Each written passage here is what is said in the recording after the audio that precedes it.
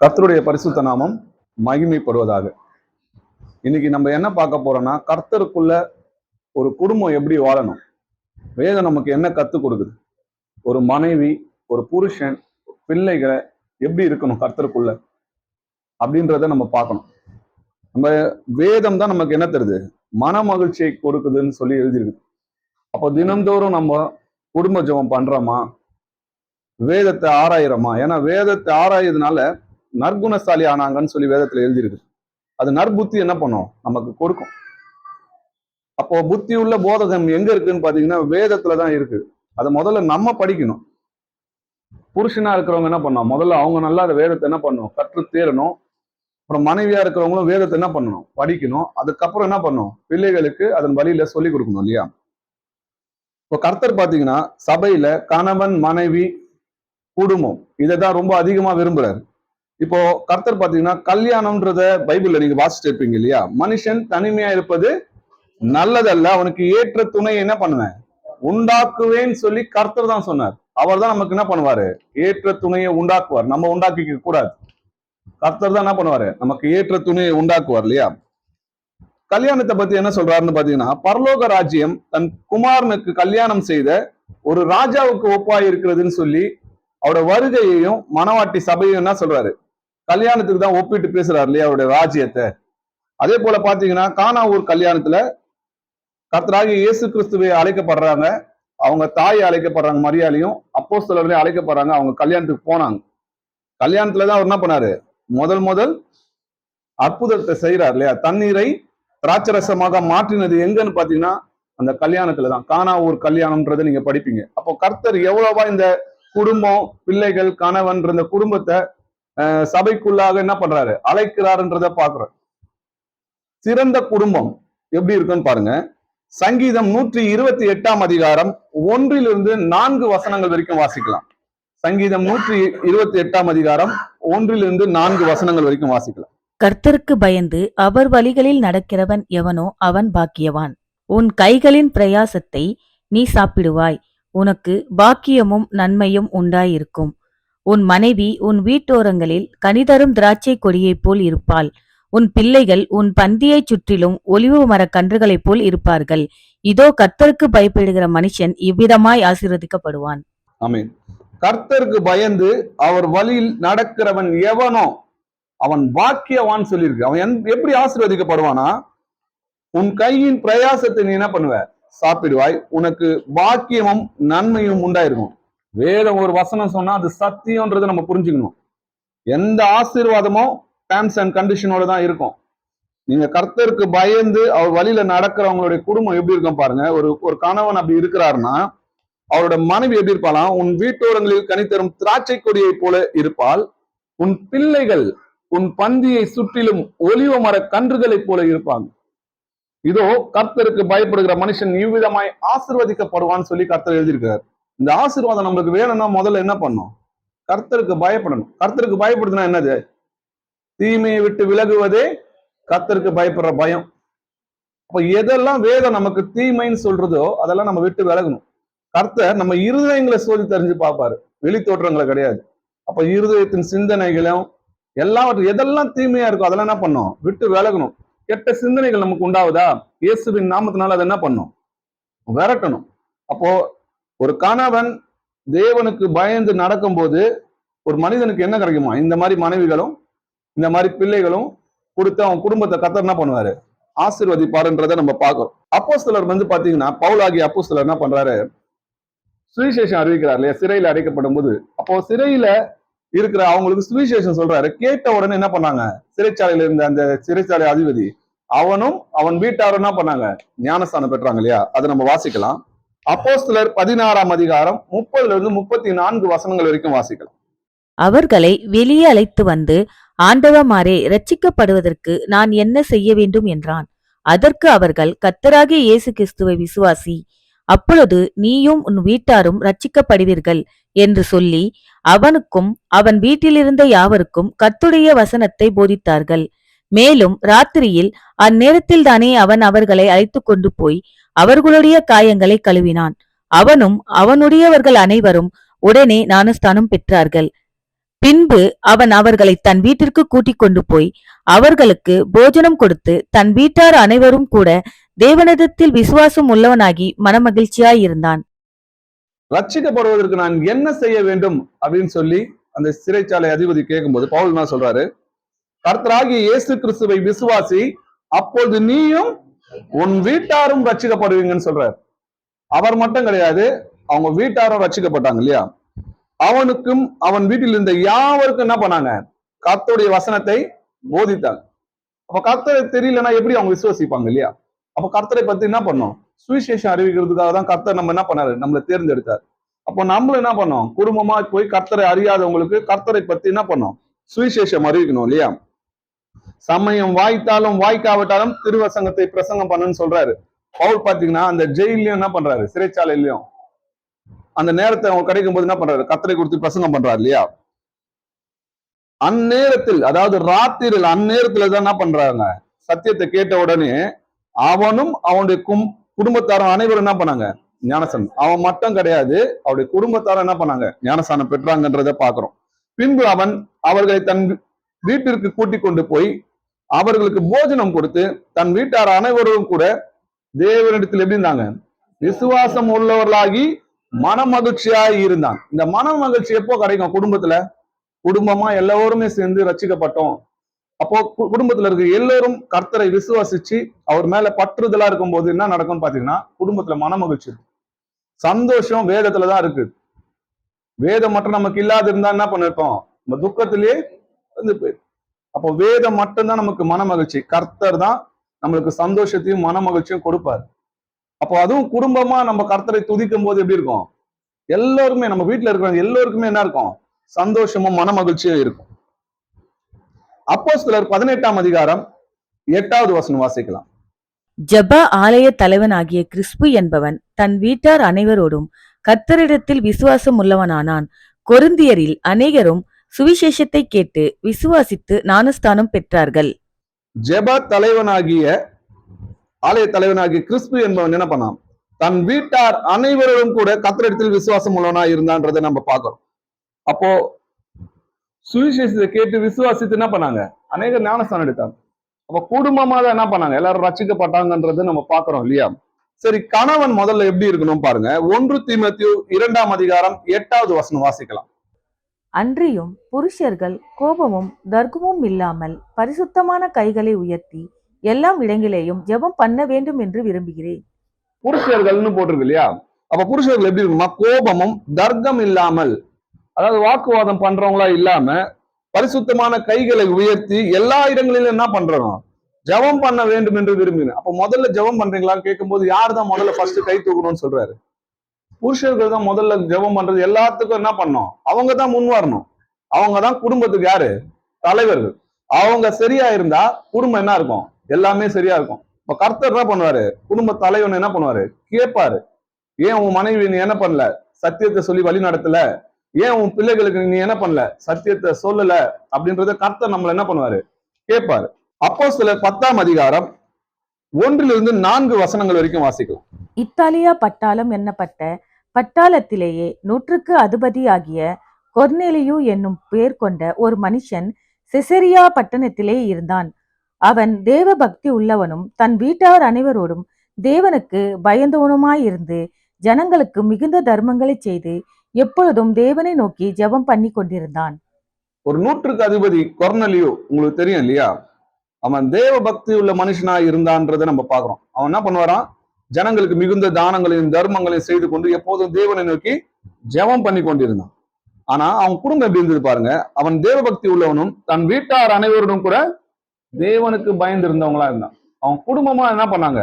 தேவனுக்கு பயந்து இருந்தாங்கன்றத பாக்குறோம். அவர் வீட்டுக்கு தான் கர்த்தர் என்ன பண்ணாரு? பேதுருவை அனுப்புனார். தூதர் மூலமா என்ன பண்ணாரு? சொப்பனம் மூலம் உன் தர்மங்கள் என்ன பண்ணுது?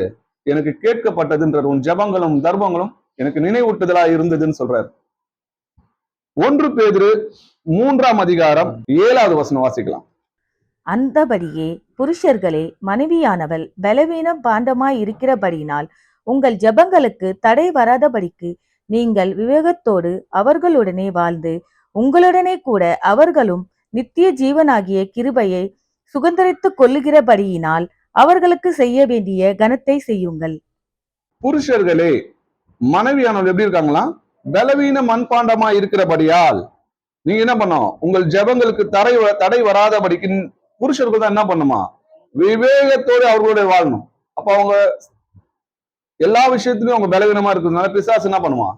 சீக்கிரமா அவங்கள என்ன பண்றது? விழுறதுக்கான காரியங்களை கொண்டு வரும். ஆதாம் வஞ்சிக்கப்படல, ஏவாள் வஞ்சிக்கப்பட்டு என்ன பண்ணாங்க? திரும்பி ஆதாமையும் வஞ்சிக்கிறதுக்கு காரணமா இருந்தாங்க இல்லையா? அப்போ அவங்க பலவீனமா பாண்டோம் அப்படின்றத முதல்ல உணர்ந்து அவங்களுக்கு நம்ம தான் என்ன பண்ணோம்? விவேகத்தோடு ஏதாவது குடும்பத்துல எதனா பிரச்சனை வருதுன்னா நமக்கு தெரியும் இல்லையா? இன்னைக்கு பிரேயர் நம்ம வீட்டுல சபை டெய்லி பிரேயர் நடத்தும் இல்ல, குடும்ப பிரேயர் நடத்துறதுக்கு முன்னாடியே பிசாசு என்ன பண்ணுவான்? அந்த டைம்ல தான் எதனா பிரச்சனைய கொண்டு வருவான். அப்போ நம்மளுக்கு என்ன தெரியும்? இதை வந்து பிசாசு என்ன பண்றான்? அவங்க மூலமா தூண்டி இன்னைக்கு இந்த வீட்டு குடும்ப ஜெபத்தை நடத்தாதபடிக்கு, இல்ல ஆண்டவரை பத்தி ஆராயாதபடிக்கு, சமாதானத்தை கெடுக்கும்படி இவன் வருகிறான் அப்படின்றத நம்ம தான் என்ன பண்ணோம்? உணர்ந்து அதை என்ன பண்ணோம்? விவேகத்தோட அப்படின்னு சொல்லி எழுதியிருக்கு. அவர்களுடனே வாழ்ந்து அவங்களும் நித்திய ஜீவனையும் கிருபையும் பெற்றுக்கொள்வதற்கு நம்ம என்ன பண்ணோம்? அவங்களுக்கு செய்ய வேண்டிய கடமையை செய்யணும், அவங்களுக்கு கொடுக்க வேண்டிய கனத்தை கொடுக்கணும்னு சொல்லி எழுதியிருக்கு. புருஷனும் மனைவியும் ஒரே சரிகரமா இருக்கிறாங்கன்னு சொல்லி வேதத்துல எழுதியிருக்கு. அப்போ மனைவியே கர்த்தர் தான் கொடுக்கிறாருன்றத நம்ம பார்த்தோம் இல்லையா? மனுஷன் தனிமையா இருப்பது நல்லதில்ல, அவனுக்கு ஏற்ற துணையை என்ன பண்ணுவேன்? உண்டாக்குவேன்னு சொல்லி கர்த்தர் நமக்கு சொன்னார் இல்லையா? நீதிமொழிகள் 18ஆம் அதிகாரம் 22வது வசனம் வாசிக்கலாம். மனைவியை கண்டடைகிறவன் நன்மையானதை கண்டடைகிறான், கர்த்தரால் தயையும் பெற்றுக்கொள்கிறான். மனைவியை கண்டடைகிறவன் நன்மையானதை கண்டடைகிறான்னு சொல்லி எழுதியிருக்கு. கர்த்தரால் என்ன பண்றானா? தயை பெற்று இருக்கிறான்னு சொல்லி வேதத்துல எழுதியிருக்கு. வீடும் ஆஸ்தியும் பிதாக்கள் வைக்கும் சுதந்திரம், புத்தியுள்ள மனைவியோ கர்த்தர் அருளும் ஈவுன்னு சொல்லி எழுதியிருக்கு. அப்போ புத்தியுள்ள மனைவியை யார் கொடுக்கிறா? கர்த்தர் அருளும் ஈவுன்னு சொல்லி எழுதியிருக்கு. நீதிமொழிகள் 12ஆம் அதிகாரம் 4வது வசனம் வாசிக்கலாம். குணசாலியான ஸ்ரீ தன் புருஷனுக்கு கிரீடமாய் இருக்கிறாள், இலச்சை உண்டு பண்ணுகிறவளோ அவனுக்கு எலும்புருக்கியாய் இருக்கிறாள். அப்போ குணசாலியான ஸ்திரீனா புத்தி உள்ள ஸ்திரீன்னு தான் அர்த்தம் இல்லையா? தன் புருஷனுக்கு எப்படி இருக்கிறாளாம்? கிரீடமா இருக்கிறார். எங்க போனாலும் அவங்கள வெற்றி சிறகு ஒரு வெற்றி சிறகத்துக்கு காரணமா இருக்கிறது யாரு? அவங்க மனைவின்னு சொல்லி எழுதியிருக்க. இப்ப மனுஷ பிரகாரமா பேசணும் பாத்தீங்கன்னா, மனுஷங்க பழமொழி சொல்லுவாங்க இல்லையா? ஒருத்தன் ஆவதும் பெண்ணாலதான், ஒருத்தன் அழிவதும் பெண்ணாலதான் சொல்லுவாங்க இல்லையா? ஆனா வேதம் என்ன சொல்லுது? குணசாலியான ஸ்திரீ புருஷனுக்கு கிரீடமா இருக்கிறாளாம், இலச்சை உண்டு பண்ணுகிறவளோ அவனுக்கு எப்படி இருக்கிறாளாம்? எலும்புருக்கியா இருக்கிறான். எலும்புருக்கினா எலும்புல இருக்கும் அந்த மஞ்சை உருகுனா அந்த எலும்பு எப்படி போகும்? பலவீனமா அடையும்ல, அந்த மாதிரி அவன் அழியறதுக்கு காரணமா இருக்கிறாங்க அப்படின்னு சொல்லி எழுதிருக்கு. நம்ம புத்தி உள்ள மனைவியா இருக்கிறோமா, இல்ல புருஷனுக்கு இலச்சையை உண்டாக்குற மனைவியா இருக்கிறோமான்றத நம்ம தான் என்ன பண்ணோம்? ஒவ்வொரு சிந்தித்து பார்க்கணும். புத்தி உள்ள ஸ்திரீ தன் வீட்டை கட்டுகிறாள், புத்தி இல்லாத ஸ்திரீயோ தன் கைகள்னால் அதை என்ன பண்றா? இடித்து போடுகிறாள். வீட்டை கட்டுறாங்கன்னா இந்த மாதிரி வீட்டை கட்டிட வீடை பத்தி ஆண்டவர் சொல்லல. தன் குடும்பத்தை கர்த்தருக்குள்ள தேவ பயத்துல என்ன பண்றாங்க? வழி நடத்துகிறாள்னு. புத்தி இல்லாத என்ன பண்ணுவா? தேவ பயத்திலிருந்து விலகி உலகத்துக்கு என்ன பண்ணுவாங்க? அவங்க அடிமையா இருப்பாங்க. அவங்க என்ன பண்ணுவாங்க? வீட்டை இடித்து போடுகிறவங்களா இருப்பாங்க. அப்ப புத்தி உள்ள ஸ்திரீயா இருக்கிறோமா, புத்தி இல்லாத ஸ்திரீயா இருக்கிறோமான்றதை நம்ம பார்க்கணும். இதேதான் கர்த்தர் என்ன சொல்றாரு? 10 கற்புள்ள கன்னிகையில என்ன சொல்றாரு? 5 பேர் புத்தி உள்ளவங்க, 5 பேர் புத்தி இல்லாதவங்க. அப்போ கர்த்தரை நோக்கி கூப்பிடுகிறவங்க எல்லாம் புத்தி உள்ளவங்க கிடையாது. கர்த்தருடைய சத்தத்தின் கேட்டு அதன்படி செய்யறவங்க தான் புத்தி உள்ளவங்க. புத்தி இல்லாதவங்க கர்த்தருடைய வார்த்தையை நல்லா கேட்பாங்க, ஆனா குடும்பத்துல அதை என்ன பண்ண மாட்டாங்க? செயல்படுத்த மாட்டாங்க. அவங்க புத்தி இல்லாதவங்கன்னு சொல்லி வேதத்துல எழுதிருக்கு. நீதிமொழிகள் 31ஆம் அதிகாரம் 28ல இருந்து 30 வசனங்கள் வரைக்கும் வாசிக்கலாம். அவள் பிள்ளைகள் எழும்பி அவளை பாக்கியவதி என்கிறார்கள், அவள் புருஷனோ அவளை பார்த்து அநேக பெண்கள் குணசாலிகளாய் இருந்ததுண்டு, நீயோ அவர்கள் எல்லோருக்கும் மேற்பட்டவள் என்று அவளை புகழ்கிறான். சௌந்தரியம் வஞ்சனையுள்ளது, அழகும் வீண், கர்த்தருக்கு பயப்படுகிற ஸ்ரீயே புகழப்படுவாள். கர்த்தருக்கு பயந்து குடும்பத்தை வழி நடத்துற ஒரு ஸ்திரீ எப்படி ஆசீர்வதிக்கப்படுவாள் அப்படின்றத நம்ம பார்க்கலாம். அவள் பிள்ளைகள் எழும்பி அவளை பாக்கியவதி என்பார்கள். புருஷனும் அவளை பார்த்து என்ன சொல்வானா? அநேக பெண்கள் புத்திசாலியா இருக்கிறது உண்டு, ஆனா நீ அவர்கள் எல்லோருக்குள்ள என்ன பண்ணவ? மேற்பட்டவள் என்று அவளை புகழ்வான். அப்போ பிள்ளைகளும் அவங்களை என்ன பண்றாங்க? பாக்கியவதின்னு சொல்லி அவங்களை புகழ்றாங்க. புருஷனும் அவங்களை என்ன சொல்றாங்க? நான் பார்த்த ஸ்திரீகள்ல எல்லாரும் புத்திசாலியா இருக்கிறாங்க, ஆனா நீ எல்லாருமே என்ன பண்ற? புத்திசாலியா இருக்கிறன்னு சொல்லி வேதத்துல எழுதிருக்கு அப்படின்னு புகழ்வாங்க. சௌந்தரியம் வஞ்சனை உள்ளது, அழகு வீண், கர்த்தருக்கு பயப்படுகிற ஸ்திரீ என்ன பண்ணுவாங்களாம், இந்த மாதிரி புகழப்படுவாங்க குடும்பத்தில். அப்போ கர்த்தர் என்ன பண்ணாரு, அவங்க குடும்பத்துல பிள்ளைகளாலும் கணவர்னாலும் அந்த கனத்தையும் மதிப்பையும் மரியாதையும் என்ன பண்ணுவாரு, கொடுக்கிறாரு. அப்ப எப்படி இருந்தா கொடுப்பாரு, நீ கர்த்தருக்குள்ள புத்தி உள்ள ஸ்திரீயா இருந்தா கர்த்தர் இந்த விதமா என்ன பண்ணுவாரு, உங்களுக்கு ஆசீர்வதிப்பார். நம்ம ஏற்கனவே பார்த்தோம் இல்லையா, புருஷனை எப்படி ஆசீர்வதிப்பார், கர்த்தருக்கு பயந்து இருந்தா அவங்களோட மனைவி எப்படி இருப்பாங்க, பிள்ளைகள் எப்படி இருப்பாங்கன்றத பார்த்தோம். அதே போல ஸ்திரீ புத்தி உள்ளவளா இருந்து தன் வீட்டை கட்டினா இந்த மாதிரி என்ன பண்ணுவாங்க, குடும்பத்துல கனமும் பிள்ளைகளால கனமும் புருஷனால புகழ்ச்சியும் கிடைக்கிற மாதிரி கர்த்தர் என்ன பண்ணார், ஆசீர்வாதத்தை கொடுப்பார். இதுக்கு நம்ம என்ன பண்ணணும், புருஷனும் சரி மனைவியும் சரி கர்த்தருக்கு பயந்து அவர் வழியில நடந்தா இந்த மாதிரியான ஆசீர்வாதங்கள்லாம் உங்களுக்கு கிடைக்கும். எந்த ஒரு ஆசீர்வாதமும் நீங்க போய் பைபிள்ல படிச்சீங்கன்னா டேர்ம்ஸ் அண்ட் கண்டிஷனோட தான் இருக்கும். இதை நீங்க செஞ்சீங்கன்னா இது உங்களுக்கு கிடைக்கும். ஆண்டவர் என்ன பண்றாரு, சாபத்தையும் ஆசீர்வாதத்தையும் உங்களுக்கு முன்னாடி வைக்கிறாரு. ஒரு குடும்பத்தை ஆசீர்வதிக்கிறது, ஒரு குடும்பத்தை சபிக்கிறது அவரோட வேலை கிடையாது. ஆசீர்வாதத்தையும் சாபத்தையும் நமக்கு முன்பாக வைக்கிறார். தேவனுடைய கற்பனைகளுக்கு உங்களுக்கு முன்னாடி இருக்குது. அதற்கு கீழ்ப்படிஞ்சீங்கன்னா அதுல இருக்கிற ஆசீர்வாதங்கள் உங்களுக்கு வரும். அதற்கு கீழ்ப்படியாம போனீங்கன்னா அதுல இருக்கிற எழுதி இருக்கிற சாபங்கள் உங்களுக்கு வரும்ன்றாரு. அப்போ கர்த்தர் இந்த ஜனவரி 1ஆம் தேதியோ இல்ல 1ஆம் தேதி ஆனா எல்லாருக்கும் வாக்குத்தத்தம் கொடுக்குறவர்கள்லாம் கிடையாது. எல்லாருக்குமே வேதம்னா அது எல்லாருக்கும் சமம் தான். அப்ப அந்த வேதத்தை நம்ம கீழ்ப்படிந்தோம்னா அந்த ஆசீர்வாதங்களை நம்ம பெற்றுக்கொள்வோம். கீழ்ப்படியலன்னா அதுல எழுதி இருக்கிற சாபங்கள் நமக்கு தானாவே வரும் இல்லையா. நீதிமொழிகள் 31ஆம் அதிகாரம் 12வது வசனம் வாசிக்கலாம். அவள் உயிரோடு இருக்கிற நாளெல்லாம் அவனுக்கு தீமை அல்ல, நன்மையே செய்கிறாள். ஆமேன். ஒரு புத்தி உள்ள ஸ்திரீ என்ன பண்ணுவானா, அவன் புருஷனுக்கு உயிரோட இருக்கிற வரைக்கும் அவனுக்கு தீமை அல்ல, நன்மையை தான் செய்வான். நன்மையான வார்த்தைகளை சொல்லி என்ன பண்ணுவாங்க, புத்தி சொல்வாங்க. ஒரு புருஷ ஒரு சில விஷயத்துல நம்ம தவறும் போது மனைவி என்ன பண்ணுவாங்க, வேதத்தை கொண்டு இந்த மாதிரி எழுதியிருக்கு இல்லையா அப்படின்னு சொல்லி அவங்களுக்கு என்ன பண்ணலாம், இந்த மாதிரி சஜஷன் சொல்லலாம் இல்லையா. அப்போ அவங்க வாழ்நாள் முழுவதும் அவங்களுக்கு நன்மை தான் செய்யறாங்க இல்லையா. அவங்களுக்கு என்ன தேவையோ எல்லாத்தையும் அவங்களுக்கு வேலையில இருந்து எல்லாத்துலயும் என்ன பண்ணாங்க, அவங்களுக்கு துணையா இருந்து அவங்களுக்கு நன்மையான காரியங்களை அவங்க செய்யறாங்க, பிள்ளைகளை நல்வழியில நடத்துறாங்க. இப்படி அவங்களுக்கு பிரியமா நடந்துக்கிறதுனால அவங்க புத்தி உள்ள ஸ்திரீயா இருக்கிறாங்கன்றதை நான் பாக்குறோம். தன் வாயை நாணம் விளங்க திறக்கிறாள், தயவுள்ள போதகம் அவள் நாவின் மேல் இருக்கிறதுன்னு சொல்லி எழுதியிருக்கு. அப்ப வாய் எப்படி திறக்கிறாங்களா, ஞானம் விளங்க திறக்கிறாள்னு சொல்லி எழுதியிருக்கு. ஞானம்னா என்னது, கர்த்தருக்கு பயப்படுறதுதான் ஞானம். இந்த உலக ஞானத்தை பத்தி கர்த்தர் சொல்லல. அப்போ கர்த்தரோட வழிகளை தான் என்ன பண்றாங்க, அவங்க வாயிலிருந்து பேசுறாங்க, பிள்ளைகளுக்கு போதிக்கிறாங்க. தயவுள்ள போதகம் அவள் நாவின் மேல் இருக்கிறது. அப்ப அவங்களோட பேச்சும் அதெல்லாம் எப்படி இருக்கணும்னு சொல்லி எழுதிருக்கு, பச்சிக்கிற அக்னி மாதிரி இருக்கக்கூடாது, இனிமையா இருக்கணும் இல்லையா. தயவுள்ள நாவுன்னு சொல்லி எழுதிருக்கு. அகங்காரமல்ல நாவுன்னு சொல்ல, தயவுள்ள நாவு என்ன பண்ணும், ஸ்திரீகள் இடத்துல பிறக்கணும் இல்லையா. நீதிமொழிகள் 31ஆம் அதிகாரம் 27வது வசனம் வாசிங்க. அவள் சோம்பலின் அப்பத்தை புசியாமல் தன் வீட்டு காரியம் எப்படி நடக்கிறது என்று கண்ணோக்கமாயிருக்கிறாள். அவள் சோம்பலின் அப்பத்தை புசியாமலும் எப்படி இருப்பாங்களா, தன் வீட்டு காரியம் எப்படி இருக்கிறது என்று கண்ணோக்கமா இருக்கிறாள். அப்ப குடும்பத்துல ஒரு தலைவன் என்ன பண்றான், வேலைக்கு போன பிறகு மனைவி என்ன பண்றாங்க, குடும்பத்துல எதெல்லாம் சரி பண்ணணும், என்னென்னலாம் வேலை செய்யணும், அடுத்து அவங்களுக்கு புருஷன் வந்து வேலை செல்லுது வரணும்னா என்ன பண்ணணும், அவங்களுக்கு என்ன தேவை இருக்கும், பிள்ளைகள் நாளைக்கு ஸ்கூல் போனோம்னா என்ன இருக்கும் அப்படின்ற அந்த வீட்டு காரியங்கள் என்னென்ன இருக்கு எல்லாத்தையும் கண்ணோக்கமா இருந்து ஒழுங்குபடுத்துறது யாரோட கடமையா இருக்குது, மனைவியோட கடமையா இருக்குது. அதுதான் புத்தி உள்ள மனைவிக்கு கர்த்தர் என்ன பண்றாரு, இவர்கள் இப்படி செய்வார்கள்னு சொல்லி கர்த்தர் என்ன பண்றாரு, அவரை குறித்து வேதத்துல எழுதியிருக்கு. சௌந்தரியம் வஞ்சனை உள்ளது, அழகு வீண், கர்த்தருக்கு பயப்படுகிற ஸ்திரீயோ புகழப்படுவாள்னு பாக்குறோம். அப்ப கர்த்தருக்கு பயந்து கர்த்தர் நம்மளுக்கு கற்பித்த வழிகளை பிள்ளைகளையும் குடும்பத்தையும் நம்ம வழி நடத்துறதுக்கு கர்த்தர் என்ன பண்றாரு, மனைவிகளையும் என்ன பண்ணுவாரு, கேள்வி கேட்பாரு. சரி, மனைவிகளே உங்கள் புருஷருக்கு என்ன பண்ணுங்க, கீழ்ப்படிந்திருங்கன்னு சொல்லி எழுதியிருக்கு. அதுவும் எப்படி கீழ்ப்படியணுமா, கர்த்தருக்கு ஏற்றபடி. கொலேசியர் 3ஆம் அதிகாரம் 18வது வசனம் வாசிக்கலாம். மனைவிகளே கர்த்தருக்கு கேட்கும்படி உங்கள் புருஷருக்கு கீழ்ப்படியுங்கள். ஆமென். மனைவிகளே கர்த்தருக்கு கேட்கும்படி உங்கள் புருஷருக்கு கீழ்ப்படிங்கன்னு சொல்லி எழுதியிருக்கு.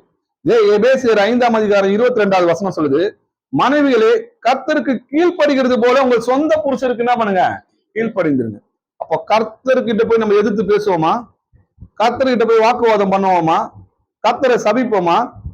அப்போ எப்படி நீங்க மட்டும் புருஷர்கள் அப்படி சொல்றீங்க, கர்த்தரை மரியாதை இல்லாம பேர் சொல்லி கூப்பிடுவோமா? கர்த்தரை மரியாதை இல்லாம வாழா போடான்னு சொல்லுவோமா? அப்போ மனைவிகள் எப்படி இருக்கணும்? பயபக்தியா இருக்க கடவுதுன்னு சொல்லி எழுதியிருக்கு.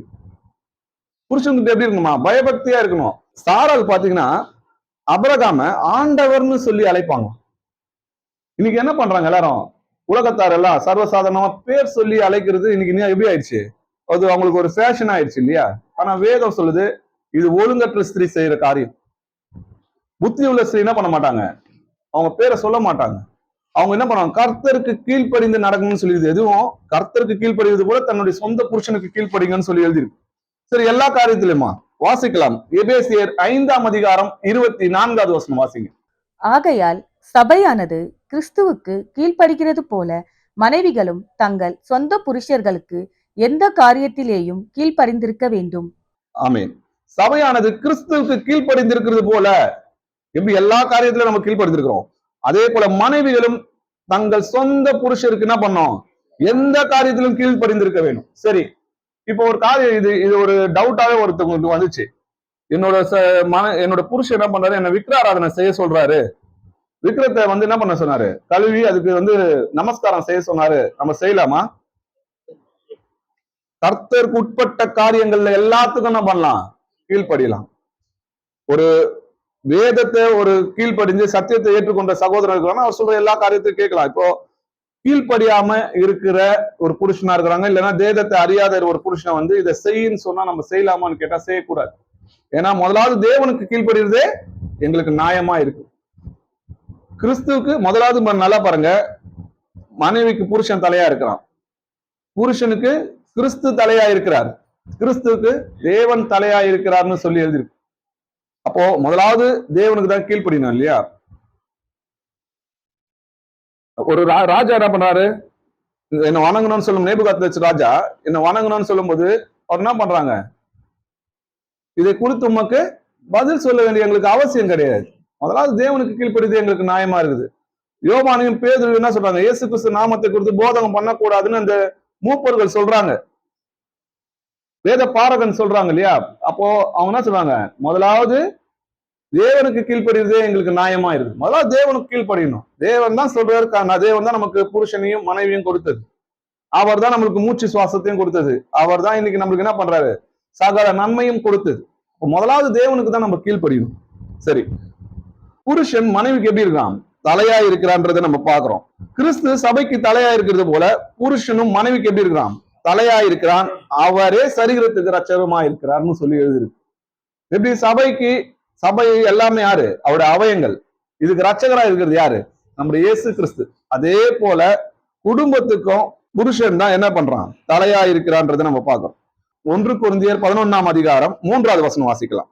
ஒவ்வொரு புருஷனுக்கும் கிறிஸ்து தலையாய் இருக்கிறார் என்றும், ஸ்ரீக்கு புருஷன் தலையாய் இருக்கிறான் என்றும், கிறிஸ்துவுக்குள் தேவன் தலையாய் இருக்கிறார் என்றும் நீங்கள் அறிய வேண்டும் என்று விரும்புகிறேன். அப்போ ஒவ்வொரு புருஷனுக்கும் யார் தலையா? ஒவ்வொரு புருஷனுக்கும் கிறிஸ்து தலையா இருக்கிறாரு. ஸ்திரீக்கு யார் தலையா இருக்கிறார்? புருஷன் தான் தலையா இருக்கிறார். அப்போ குடும்பத்துக்கு தலை யாரு? புருஷன் தான். நீங்க மனைவி புருஷன் நம்ம என்ன பண்ணலாம்? ஒரு காரியத்தை நம்ம செய்யறதுக்கு முன்னாடி டிஸ்கஸ் பண்ணலாம். ஏன்னா இவங்க 2 பேரும் எப்படி இருக்காங்க? ஒரே சரீரமா இருக்கிறாங்க. அதை என்ன பண்ணலாம்? எப்படி பண்ணணும்னா, ஒரு காரியம், எந்த ஒரு காரியமா இருந்தாலும், ஒரு சின்ன காரியமா இருக்கட்டும், பெரிய காரியமா இருக்கட்டும், நான் இதை செய்ய போறேன், எல்லாவற்றையும் என்ன பண்ணணும்? மனைவி கிட்ட தெரிவிக்கணும். மனைவியை என்ன பண்ணக்கூடாது? மறைக்க கூடாது எதையும். அவங்க 2 பேரும் ஒரே சரீரமா இருக்கிறாங்க. என் சரீரத்துல என்னென்ன இருக்குதுன்றதை நான் எனக்கு சரீரம் தெரியுமா? தெரியாது. அப்போ அதே போல மனைவி ஒரு புருஷனும் ஒரே சரீரமா இருக்கிறதுனால அவங்களுக்குள்ள என்ன பண்ணக்கூடாது? ரகசியங்கள்ன்றே இருக்கக்கூடாது. சில பேர் சொல்றதை நீ பாப்பீங்க, இதை உன் புருஷனுக்கு சொல்லாத, உன் மனைவிக்கு சொல்லாத. நீங்க ஒண்ணுமே நீங்க கேட்க வேண்டியது யாருக்கு கீழ்ப்படியணும்? முதலாவது பாஸ்டருக்கா, இல்ல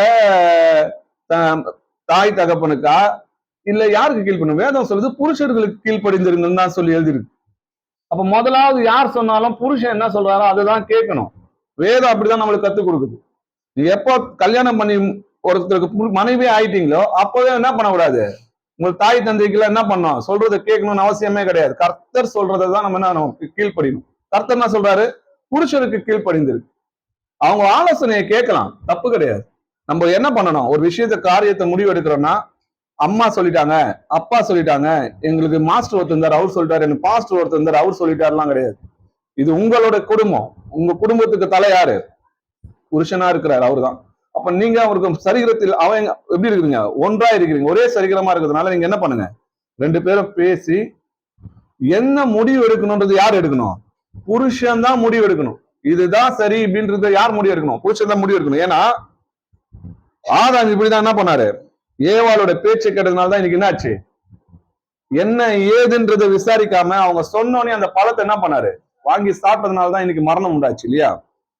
ஆதாமை நோக்கி கர்த்தர் என்ன சொல்றா பாருங்க, நீ உன் மனைவியின் வார்த்தைக்கு செவி கொடுத்து புசிக்க வேண்டாம் என்று நான் உனக்கு விலக்கின விருட்சத்தின் கனியை புசித்ததுனாலே பூமி உன் நிமித்தம் சபிக்கப்பட்டிருக்கும், நீ உயிரோடு இருக்கிற நாள் எல்லாம் வருத்தத்தோடும் அதன் பலனை புசிப்பாயின்னு சொல்லி எழுதியிருக்கு. அப்போ கர்த்தருக்கு முதலாவது கர்த்தருக்கு உட்பட்டு இருக்கிற காரியங்களுக்கு அவங்க ஆலோசனை சொல்றாங்களா? வேதத்துல இருக்கிற கீழ்ப்படிதலுக்கான வசனங்களுக்கு ஏற்றபடி அவங்க ஆலோசனை சொல்றாங்களா? எல்லா வசனத்தை அவங்க ஆலோசனை சொன்னாலும் நம்ம தான் என்ன பண்ணோம்? அதை நிறுத்தி பார்க்கணும். புருஷர்கள் என்ன பண்ணணும்? நிறுத்தி பார்த்து இது கர்த்தருக்கு ஏற்றவைகளா, இது கர்த்தருக்கு பிரியமானதா, நம்ம குடும்பத்துல இந்த காரியம் செய்யறது கர்த்தருக்கு பிரியமானதா என்று சொல்லி கடைசியில யாரு தான் முடிவு எடுக்கணும்? புருஷன் தான் முடிவு எடுக்கணும். 1 தீமோத்தேயு 2ஆம் அதிகாரம் 11, 12 வசனங்கள் வாசிக்கலாம். ஸ்ரீயானவள் எல்லாவற்றிலும் அடக்கமுடையவளாய் இருந்து அமைதலோடு கற்றுக்கொள்ள கடவள். உபதேசம் பண்ணவும் புருஷன் மேல் அதிகாரம் செலுத்தவும் ஸ்ரீயானவளுக்கு நான் உத்தரவு கொடுக்கிறதில்லை. அவள் அமைதலாய் இருக்க வேண்டும். ஸ்ரீயானவள் எல்லாவற்றிலும் என்ன பண்ணுமா? அடக்கமுடையவளா இருந்து அமைதலோடு கற்றுக்கொள்ள வேண்டும். அப்போ அமைதியா இருக்கணும்னு சொல்லிதான் வேதம் என்ன சொல்லுது? பெண்களுக்கு சொல்லுது இல்லையா? உபதேசம் பண்ணவும் சபையிலயும் சரி புருஷன் மேலயும் சரி உபதேசம் பண்ணவும் புருஷன் மேல அதிகாரம் செலுத்துறதுக்கோ ஸ்ரீயானவளுக்கு நான் என்ன பண்ணல? உத்தரவு கொடுக்கலன்னு சொல்லி கர்த்தர் சொல்றாரு. அவங்க அடங்காப்பிடாரி சொல்லுவாங்க இல்லையா? அந்த மாதிரி இருக்கக்கூடாது. அவங்க எப்படி இருக்கணும்? சாந்தமும் அமைதல் உள்ள குணம் உள்ள ஸ்திரீயா இருக்கணும்னு சொல்லிதான் வேதம் நமக்கு கத்துக் கொடுக்குது. இப்ப சாரால் கூட என்ன பண்றாங்க? அபிரகாமை ஆண்டவன் என்று சொல்லி அவனுக்கு கீழ்ப்படிந்திருந்தாள்னு சொல்லி எழுதியிருக்கு. முன்னாடி இருக்கிற பழைய ஸ்திரீகள் எல்லாம் பாருங்க, இப்படியே புருஷருக்கு கீழ்ப்படிந்திருந்தாங்கன்னு சொல்லி வேதத்துல எழுதியிருக்கு. அப்போ ஆண்டவன் சொன்னா கர்த்தருக்கு கர்த்தரை நம்ம என்ன சொல்றோம்? ஆண்டவர்ன்றோம் இல்லையா? அப்ப கர்த்தருக்கு கீழ்ப்படிகிறது போல அவங்க எல்லாம் என்ன பண்ணாங்க? சொந்த புருஷருக்கு கீழ்ப்படிந்திருந்தாங்க. அதனாலதான் இன்னி வரைக்கும் சாரால நம்ம என்ன பண்றோம்? புகழ்ந்து பேசி கொண்டு வருகிறோம் இல்லையா? புருஷர்களே உங்கள் மனைவிகள் என்ன பண்ணுங்க? அன்பு கூறுங்கள்னு சொல்லி எழுதியிருக்கு. வாசிக்கலாம். எபேசியர் 5ஆம் அதிகாரம் 25வது வசனம் வாசிக்கலாம். புருஷர்களே உங்கள் மனைவிகளில் அன்பு கூறுங்கள், அப்படியே கிறிஸ்துவும் சபையில் அன்பு கூர்ந்து. புருஷரே உங்கள் மனைவிகளில் அன்பு கூறுங்கள்னு சொல்லி எழுதியிருக்கு. ஏன்னா அவங்க 2 பேரும் எப்படி இருக்காங்க? ஒரே சரீரமா இருக்கிறாங்க இல்லையா? புருஷர்களும் தங்கள் மனைவிகளை தங்கள் சொந்த சரீரமாக பாவித்து அவர்களில் அன்பு கூற வேண்டும் என்று சொல்லி வேதம் கத்துக் கொடுக்குது. தன் மனைவியிடத்தில் அன்பு கூறுகிறவன் தன்னில் தானே என்ன பண்றான்? அன்பு கூறுகிறான். தன் சொந்த மாம்சத்தை பகைத்தவன் ஒருவனும் இல்லையே. கர்த்தர் சபையை போஷித்து காப்பாற்றுவது போல ஒவ்வொருவரும் தன் மாம்சத்தை போஷித்து என்ன பண்ணோம்? காப்பாற்றுகிறான். அப்ப குடும்பத்தை யார் காப்பாற்றணும்? புருஷன் தான் காப்பாற்றணும். அவன் தான் வேலைக்கு போய் அவங்களுக்கு தேவைகள் என்ன பண்ணணும்? சந்திக்கணும். சபையை யார் போஷிக்கிறா? கர்த்தர் அவருடைய வசனங்களை கொண்டு நமக்கு போஷிக்கிறார் இல்லையா? அதே போல புருஷனும் தன்னுடைய சரீரமாகிய மனைவி என்ன பண்ணும்? அவன் தான் காப்பாற்றணும். அந்த ஆதாம் கிட்ட தான் கர்த்தர் என்ன சொல்றாரு? உன் நெற்றி வேர்வை நிலத்தில் விழுந்து நீ என்ன பண்ணுவ? ஆகாரம் பூசிப்பாய். இப்ப அவனுக்கு மட்டும் இல்ல, அவனோட குடும்பத்துக்கு யார் உழைத்து கொண்டு வருது. அப்போ ஒரு வேலை செஞ்சு குடும்பத்தை காப்பாற்ற வேண்டிய கடமை யாரு கேட்பாரு? கர்த்தர் புருஷனை தான் கேட்பாரு. அவங்க தேவைகளை சந்திக்கணும். அவங்களுக்கு என்ன தேவையோ அதுக்கான உழைத்து நம்ம என்ன பண்ணோம்? குடும்பத்தை வழி நடத்த வேண்டிய கடமை புருஷனுக்கு தான் இருக்குது. எபேசியர் 5ஆம் அதிகாரம் 33வது வசனம் வாசிக்கலாம். எப்படியும் உங்களிலும் அவனவன் தன்னிடத்தில் அன்பு கூறுவது போல தன் மனைவியிடத்திலும் அன்பு கூற கடவன். மனைவியும் புருஷனிடத்தில் பயபக்தியாய் இருக்க கடவள். உங்களில் அவனவன் தன்னிடத்தில் அன்பு கூறுவது போல தன் மனைவியிடத்தில் என்ன பண்ணுமா? அன்பு கூறவன். 2 பேரும் ஒரே சரீரம் தான் சொல்லி வேதத்துல எழுதியிருக்கு. மனைவியும் புருஷனிடத்துல எப்படி இருக்கணுமா? பயபக்தியா இருக்க கடவன். இந்த பயபக்தியா இருக்க கடவன் சொல்லி எங்க எழுதியிருக்கோம் பாத்தீங்கன்னா, கர்த்தரிடத்தில் பயபக்தியா இருங்கள்னு எழுதியிருக்கு. அதே போலதான் கர்த்தர் என்ன சொல்றாரு? உங்க சொந்த புருஷருக்கு எல்லா காரியங்களும் கீழ்ப்படிந்திருங்கன்னு சொல்லி எழுதியிருக்கு. சரி, ஒரு கண்காணியானவன் எப்படி இருக்கணும்? ஒரு சபைக்கு கர்த்தர் ஒரு மூப்பரா ஏற்படுத்துறாருன்னா அவங்க எப்படி இருக்கணும்னா, கண்காணியானவன் குற்றம் சாட்டப்படாதவனும் ஒரே மனைவியை உடைய புருஷனும் ஜாக்கிரதை உள்ளவனும் தெளிந்த புத்தி உள்ளவனும் யோக்கியதை உள்ளவனும் அந்நியரை உபசரிக்கிறவனும் போதக சமாதானமாய் இருக்க வேண்டும் சொல்லி வேதத்துல இருக்கு. அப்போ அவனுக்கு என்ன கர்த்தர் என்ன சொல்றாரு? ஒரே மனைவியை உடைய புருஷனாய் இருக்கும். அப்போ மனைவி உயிரோட இருக்கும் போது இன்னொரு மனைவியை கல்யாணம் பண்ணா அது பேர் என்னது? விபச்சாரம் சொல்லி வேதத்துல எழுதிருக்கு. அப்போ இன்னைக்கு போதிக்கிறவங்க மட்டும் கிடையாது, அவங்க ஒரு ஊழியத்துக்கு வர்றாங்க அப்படின்னா அவங்க குற்றம் சாட்டப்படாத இருக்கணும். அப்ப அவருக்கு 2 மனைவி இருக்கிறது அப்படின்னா நம்ம என்ன பண்ண கூடாது? அவங்க போதகத்தை கேட்க கூடாது. அப்படிப்பட்டவங்க போதிக்க கூடாதுன்னு வேதவசனம் சொல்லுது. 1 தீமோத்தேயு 3ஆம் அதிகாரம் 12வது வசனம் வாசிக்கலாம். உதவிக்காரருக்கும் அதே கட்டளையை தான் கர்த்தர் கொடுக்கிறார். மேலும் உதவிக்காரரானவர்கள் ஒரே மனைவியையுடைய புருஷருமாய் தங்கள் பிள்ளைகளையும் சொந்த குடும்பங்களையும் நன்றாய் நடத்துகிறவருமாய் இருக்க வேண்டும். உதவிக்காரர்களா இருந்தாலும் கர்த்தர் என்ன சொல்றாரு? எல்லாருக்கும் அதே கடலை தான். சபையில இருக்கிறவங்களா இருந்தாலும் அதே கடலை தான். ஒரே மனைவியை உடைய புருஷனா இருக்கணும். தங்கள் பிள்ளைகளையும் சொந்த குடும்பத்தையும் ஃபர்ஸ்ட் என்ன பண்ணணும்? நன்றாய் நடத்துறவர்களா இருக்கணும்னு சொல்லி வேதம் நமக்கு கற்றுக் கொடுக்குது. அதே போல அவங்களோட மனைவிகள்லாம் எப்படி இருக்கணும்னு பாருங்க. 1 தீமோத்தேயு 3ஆம் அதிகாரம் 11வது வசனம் வாசிக்கலாம். அந்தபடியே ஸ்ரீகளும் நல்லொழுக்கம் உள்ளவர்களும் அவதூறு பண்ணாதவர்களும் தெளிந்த புத்தி உள்ளவர்களும் எல்லாவற்றிலேயும் உண்மை உள்ளவர்களுமாய் இருக்க வேண்டும். அப்போ அவர்களோட மனைவிகள் எப்படி இருக்கணுமா? நல்லொழுக்கம் உள்ளவர்களும் அவதூறு பண்ணாதவர்களும். அவதூறுனா என்னது? கலகம். அப்போ கலகம் பண்ணாதவர்களா இருக்கணும். தெளிந்த புத்தி உள்ளவர்களும் எல்லாவற்றிலும் எப்படி இருக்கணுமா? உண்மை உள்ளவர்களா இருக்கணும். முதல்ல சத்தியத்தை பேசுறவங்களா இருக்கணும். பொய் சொல்றவங்களா இருக்கக்கூடாது. பொய் சொல்றவங்க என்ன பண்ணக்கூடாது? எந்த ஒரு காரியத்திலும் அவங்க என்ன பண்ணக்கூடாது? சபையில சேர்க்க கூடாதுன்னு ஆண்டவர் சொல்றாரு. எதனாலன்னா பொய் பேசுறவன் யார் பேசுவான்னு சொல்லி வேதத்துல எழுதுது. அவன் பொய்யனும் பொய்க்கு பிதாவமா இருக்கிறான்னு சொல்லி எழுது. அப்போ சபையில கலைகளா இருக்கிறவங்க யார் பேசுவாங்க? பொய் பேசுவாங்க. கர்த்தருடைய கீழ்ப்படுகிற பிள்ளைகள் எப்படி இருக்கும்? சத்தியத்தை சத்தியது என்று உள்ளது உள்ளது என்று பேசுவாங்க. மிஞ்சினது யாரால உண்டாயிருக்குமா?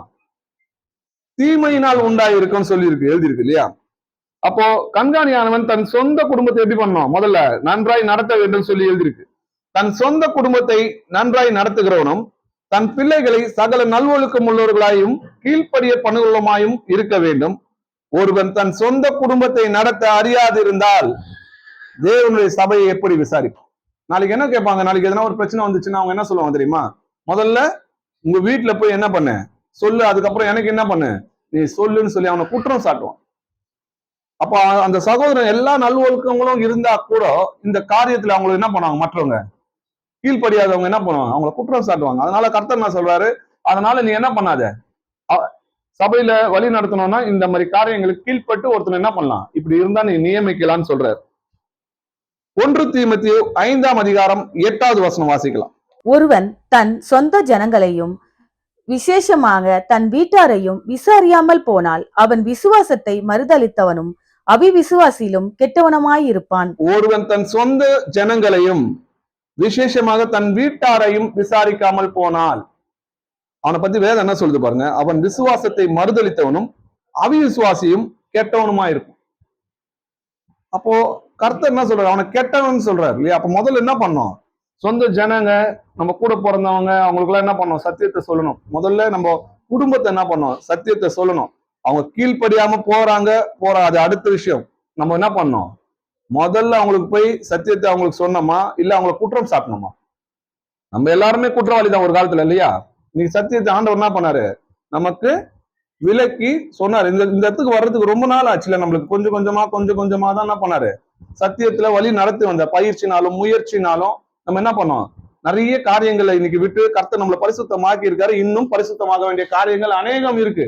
இப்ப நம்ம இவ்வளவு தூரம் வந்துட்டோன்றதுனால உடனே போயிட்டு குழந்தையா இருக்கிறாங்க இல்லையா? இப்ப அவங்களுக்கு தேவனை அறியாம இருக்கிறாங்க. சாமுவேல் எப்படி கர்த்தரை அறியாம இருந்தாரோ அது போல அவங்களும் என்ன பண்றாங்க? கிறிஸ்தவன்ற பேர்ல இருப்பாங்க. ஆனா அவங்க என்ன பண்றாங்க? சத்தியத்தை அறியாம இருக்கிறாங்க. அப்ப அவங்களுக்கு போய் நம்ம என்ன பண்ணோம்? சாந்தத்தோட என்ன பண்ணோம்?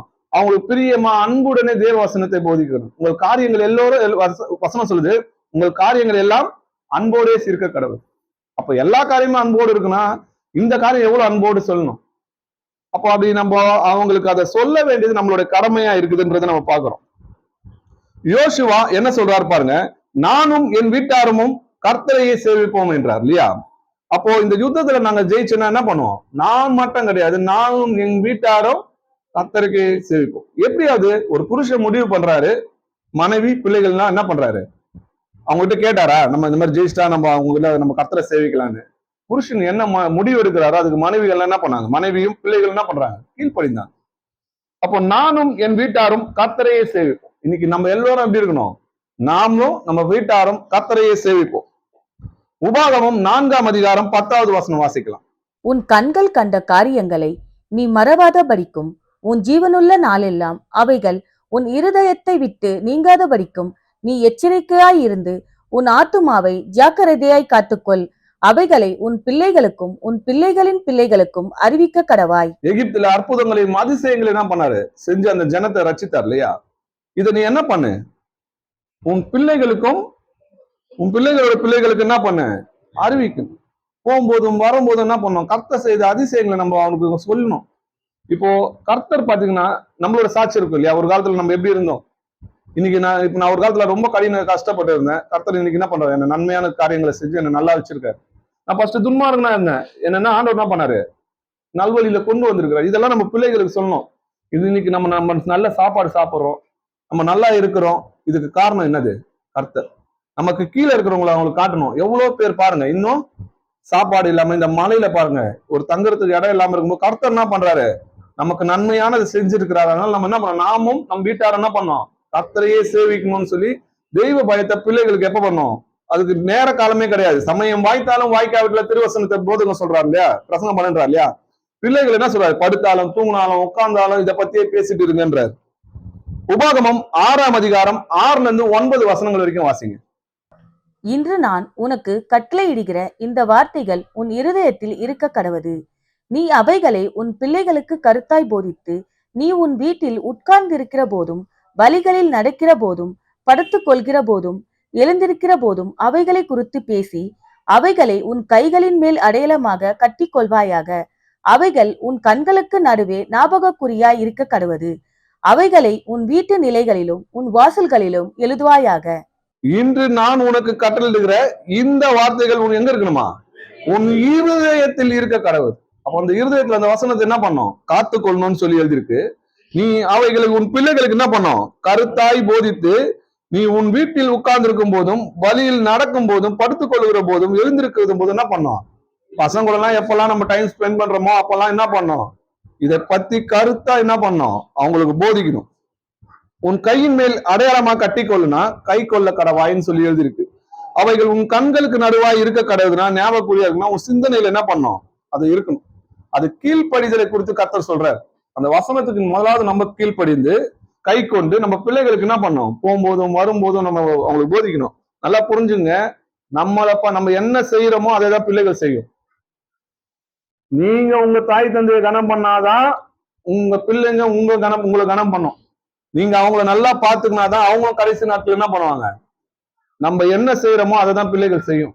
அப்ப நம்ம அவங்களுக்கு முன்னாடி நல்லொழுக்கமா நடந்தா மட்டும்தான், நம்ம புத்தி உள்ளவர்களா நடந்தா மட்டும்தான் பிள்ளைகள் எப்படி இருக்கும், புத்தி உள்ளவர்களாகவும் நல்ல ஒரு குழந்தையாகவும் வளரும். அது கர்த்தர் நம்ம தான் என்ன பண்ணுவாரு, நம்மளை பார்த்துதான் கணக்கு கேட்பார். குறிப்பாக தாய் தந்தை தான் என்ன பண்ணுவாரு, கேட்பார். உபாகமம் 11ஆம் அதிகாரம் 19-20 வசனங்கள் வாசிக்கலாம். நீங்கள் என் வார்த்தைகளை உங்கள் இருதயத்திலும் உங்கள் ஆத்மாவிலும் பதித்து, அவைகளை உங்கள் கைகளின் மேல் அடையாளமாக கட்டி, உங்கள் கண்களின் நடுவே ஞாபகக்குறியாக வைத்து, அவைகளை உங்கள் பிள்ளைகளுக்கு உபதேசித்து, நீங்கள் வீட்டில் உட்கார்ந்திருக்கிற போதும், வழியிலே நடக்கிற போதும், படுத்துக் கொள்கிற போதும், எழுந்திருக்கிற போதும் அவைகளை குறித்து பேசுவீர்களாக. இதுவும் அதுக்கு என்ன பண்ண ஜோடி வசனம் இல்லையா? அப்ப நம்மளுக்கு எப்பெல்லாம் குழந்தைங்க நம்ம கூட இருக்கிறாங்களோ, போகும்போதோ வரும்போதோ, ஸ்கூல் கொண்டு போகும்போதோ, கூட்டிட்டு வரும்போதும், வீட்டுல இருக்கும் போதும் நம்ம வீண் கதைகளை என்ன பண்ணக்கூடாது, முதல்ல பிள்ளைகள்கிட்ட பேசக்கூடாது. அதே போல ஒரு ஒரு ஒரு பிரச்சனையோ ஒரு சண்டையோ ஒரு ஆகத்தகாத வார்த்தைகளையோ பிள்ளைகளுக்கு முன்னாடி என்ன பண்ணக்கூடாது, பேசக்கூடாது. அப்போ கெட்ட வார்த்தை ஒன்றும் உங்கள் வாயிலிருந்து புறப்படக்கூடாது. அப்ப கெட்ட வார்த்தை உங்க வாயில வந்துச்சுன்னா பிள்ளைகள் வாயில என்ன வரும், அது வரும். நீங்க கர்த்தருக்கு பயந்து ஒழுக்கமுள்ளவர்களா இருந்து எல்லா காரியங்களிலும் கிருபை பொருந்திய வார்த்தைகளை நீங்க பேசுனீங்கன்னா பிள்ளைகள் என்ன பண்ணுவாங்க, கிருபை பொருந்திய வார்த்தைகளை தான் பேசுவாங்க. அவங்க நம்மளோட பிரதிபலிப்பு தான். நம்ம எப்படி இருக்கிறோமோ அப்படிதான் அவங்களும் இருப்பாங்க. அதனால ஆண்டவர் என்ன சொல்றாரு, நீங்க வசனங்களை என்ன பண்ணு, போகும்போதும் வரும்போதும் கர்த்தருக்கு பயப்படுறது நீங்க விதைச்சுனே இருக்க சொல்றாரு. ஏதாவது ஒரு வசனம் என்ன பண்ணும், அவங்க இருதயத்துல போய் விதையும். பின்னால் அது என்ன பண்ணும், வளர்ந்து 30, 60, 100 பலன் தருகிற பிள்ளைகளா அவங்க மாறுவாங்க. பெண்கள் எப்படி இருக்கணும், குறிப்பா மனைவிகள் எப்படி இருக்கணும் பாருங்க. 1 பேதுரு 3ஆம் அதிகாரம் 1-2 வசனங்கள் வாசிக்கலாம். அந்தபடி மனைவிகளே உங்கள் சொந்த புருஷர்களுக்கு கீழ்ப்படிந்திருங்கள். அப்பொழுது அவர்களில் யாராவது திருவசனத்திற்கு கீழ்ப்படியாதவர்களாயிருந்தால் பயபக்தியோடு கூடிய உங்கள் கற்புள்ள நடக்கையை அவர்கள் பார்த்து போதனையின்றி மனைவிகளின் நடக்கையினாலேயே ஆதாயப்படுத்திக் கொள்ளப்படுவார்கள். அந்தபடி மனைவிகளே உங்கள் சொந்த புருஷருக்கு என்ன பண்ணுங்க, கீழ்ப்படிந்திருங்கன்றாரு. அப்பொழுது அவர்கள் யாராவது திருவசனத்திற்கு கீழ்ப்படியாதவங்களா இருந்தா, அதாவது வேதத்தை பத்தி தெரியாதவங்களா இருந்தாங்கன்னா, ஆண்டவர் அறியாதவங்களா இருந்தாங்கன்னு வைங்களேன், அப்போ அவங்க என்ன பண்ணுவாங்களாம், பயபக்தியுடைய உங்களுடைய கற்புள்ள நடவடிக்கையை அவங்க பார்த்து என்ன பண்ணுவாங்களாம், போதனை இன்றின்னு எழுதியிருக்கு. நீங்க வேதத்தை பத்தி அவங்களுக்கு சொல்லணும்னு அவசியமே இல்லை. உங்களோட நல் நடவடிக்கையை பார்த்து என்ன பண்ணுவாங்க, அவங்க சத்தியத்துக்குள்ள வருவாங்க. அப்போ மனைவியின் நடவடிக்கையினாலே அவங்க என்ன பண்ணலாம், ஆதாயப்படுத்தி கொள்ளலாம். அப்ப வெறும் வசனத்தினால மாத்திரம் யாரும் வரமாட்டாங்க. வசனமும் சாட்சியம் இருந்தா மட்டும்தான் நம்மளோட போதகத்தை கேட்பாங்க. வசன சத்தியத்தை எல்லாம் பேசிட்டு நம்ம போய் அவதூறு பண்ணுகிறலாவும் முரட்டாட்டம் பண்ணுகிறலாவும் நம்ம அவங்களுக்கு முன்னாடி நற்கிரியை இல்லைன்னு வைங்க, அவங்க என்ன பண்ண மாட்டாங்க, நம்மளோட சத்தியத்தை கேட்க மாட்டாங்க. நம்ம என்ன வசனம் சொல்றோன்றதை அவங்க கவனிக்க மாட்டாங்க. நீ என்ன செய்யறன்றதை அவங்க குற்றம் சாட்டுவாங்க. அதனால குற்றம் சாட்டுறதுக்கு அவங்களுக்கு ஒன்றும் இல்லாத வரை நம்மளுக்கு எப்படி இருக்கணும், நம்ம எல்லா காரியங்களிலும் நல்ல நடவடிக்கை உள்ளவர்களா நடந்து கொள்ளணும். அவங்களுக்கு முன்னாடி யோக்கியமானவங்களா இருங்கன்னு சொல்லி வேதத்துல எழுதியிருக்கு. கணவனும் மனைவியும் செய்யக்கூடாதவைகள்னு சொல்லி வேதத்துல எழுதியிருக்கு. கொலேசியர் 3ஆம் அதிகாரம் 19வது வசனம் வாசிக்கலாம். புருஷர்களே உங்கள் மனைவிகளில் அன்பு கூறுங்கள், அவர்கள் மேல் கசந்து கொள்ளாதிருங்கள். புருஷர்களே உங்கள் மனைவிடத்தில் அன்பு கூறுங்கள். அவங்க ஒரே சரீரமா இருக்கிறாங்களே இருவரும், உங்களுடைய சொந்த மாம்சம் சொல்லி எழுதியிருக்கு. அதனால அவங்க மேல் என்ன பண்ணாதீங்க, கசந்து கொள்ளாதீங்கன்னு சொல்லி வேதத்து. அவங்களை அவமானப்படுத்துறதுக்கோ, நமக்கு அவங்களுக்கு தலையா இருக்கிறோம் ஆனா அவங்களை அவமானப்படுத்துறதுக்கோ கனவீனம் பண்றதுக்கோ இதுக்கெல்லாம் என்ன கொடுக்கல ஆண்டவர், அதிகாரம் நம்மளுக்கு கொடுக்கல. அவங்க வந்து சொந்த சரீரமா இருக்க நம்மள நாமே அவமானப்படுத்திப்போமா, நம்மள நாமே கனவீனம் படுத்திப்போமா, நம்மளும் என்ன பண்ணக்கூடாது, மனைவிகளுக்கு கொடுக்க வேண்டிய கனத்தை என்ன பண்ணோம், கொடுக்கணும். அதே போல மனைவிகளும் புருஷனத்துல எப்படி இருக்கணும், பயபக்தியா இருக்க கடவுதுன்னு சொல்லி எழுதியிருக்கு. நம்மளுக்கு உடன்படிக்கை தோழின்னு சொல்லி யார சொல்றாருன்னா கர்த்தர் மனைவியை தான் சொல்றாரு. மனைவியை பார்த்து என்ன சொல்றாரு, உடன்படிக்கை தோழின்றாரு. அவளுக்கு நீ துரோகம் செய்யாதபடிக்கு எச்சரிக்கையாரு, அவளை தள்ளி விடுவதை கர்த்தர் என்ன பண்றாரு, நான் வெறுக்கிறேன்றாரு. வாசிக்கலாம். மல்கியா 2ஆம் அதிகாரம் 14-16 வசனங்கள் வரைக்கும் வாசிக்கலாம். ஏன் என்று கேட்கிறீர்கள், கர்த்தர் உனக்கும் உன் இளவயதின் மனைவிக்கும் சாட்சியாயிருக்கிறார். உன் தோழியும் உன் உடன்படிக்கையின் மனைவியுமாகிய அவளுக்கு நீ துரோகம் பண்ணினாயே. அவர் ஒருவனை அல்லவா படைத்தார், ஆவி அவரிடத்தில் பூரணமாய் இருந்ததே, பின்ன ஏன் ஒருவனை படைத்தார்? தேவ பக்தியுள்ள சந்ததியை பெரும்படிதானே. ஆகையால் ஒருவனும் தன் இளவயதின் மனைவிக்கு துரோகம் பண்ணாதபடிக்கு உங்கள் ஆவியை குறித்து எச்சரிக்கையாயிருங்கள். தள்ளி விடுதலை நான் வெறுக்கிறேன் என்று இஸ்ரவேலின் தேவனாகிய கர்த்தர் சொல்லுகிறார். அப்படிப்பட்டவன் கொடுமையினால் தன் வஸ்திரத்தை மூடுகிறான் என்று சேனைகளின் கர்த்தர் சொல்லுகிறார். ஆகையால் நீங்கள் துரோகம் பண்ணாமல் உங்கள் ஆவியை குறித்து எச்சரிக்கையாயிருங்கள். உன் தோழியும் உன் உடன்படிக்கையின் மனைவியாகிய அவளுக்கு நீ துரோகம் பண்ணினாயேன்னு கேட்கிறார். அப்போ மனைவியை பார்த்து என்ன சொல்றாரு, தோழின்னு சொல்றாரு. நம்மளுக்கு ஒரே ஒரு தோழி தான் நம்மளுக்கு என்ன பண்ணோம் இருக்கணும். ஒரு புருஷனுக்கு ஒரே ஒரு தோழிதான் இருக்கணும். அதே போல மனைவிக்கு ஒரே ஒரு தோழன் தான் இருக்கும். நீ உலகத்தார் பண்றது மாதிரி எல்லாம் நம்ம என்ன கூடாது, இருக்க கூடாதுன்னு சொல்லி வேதத்துல சொல்லுது.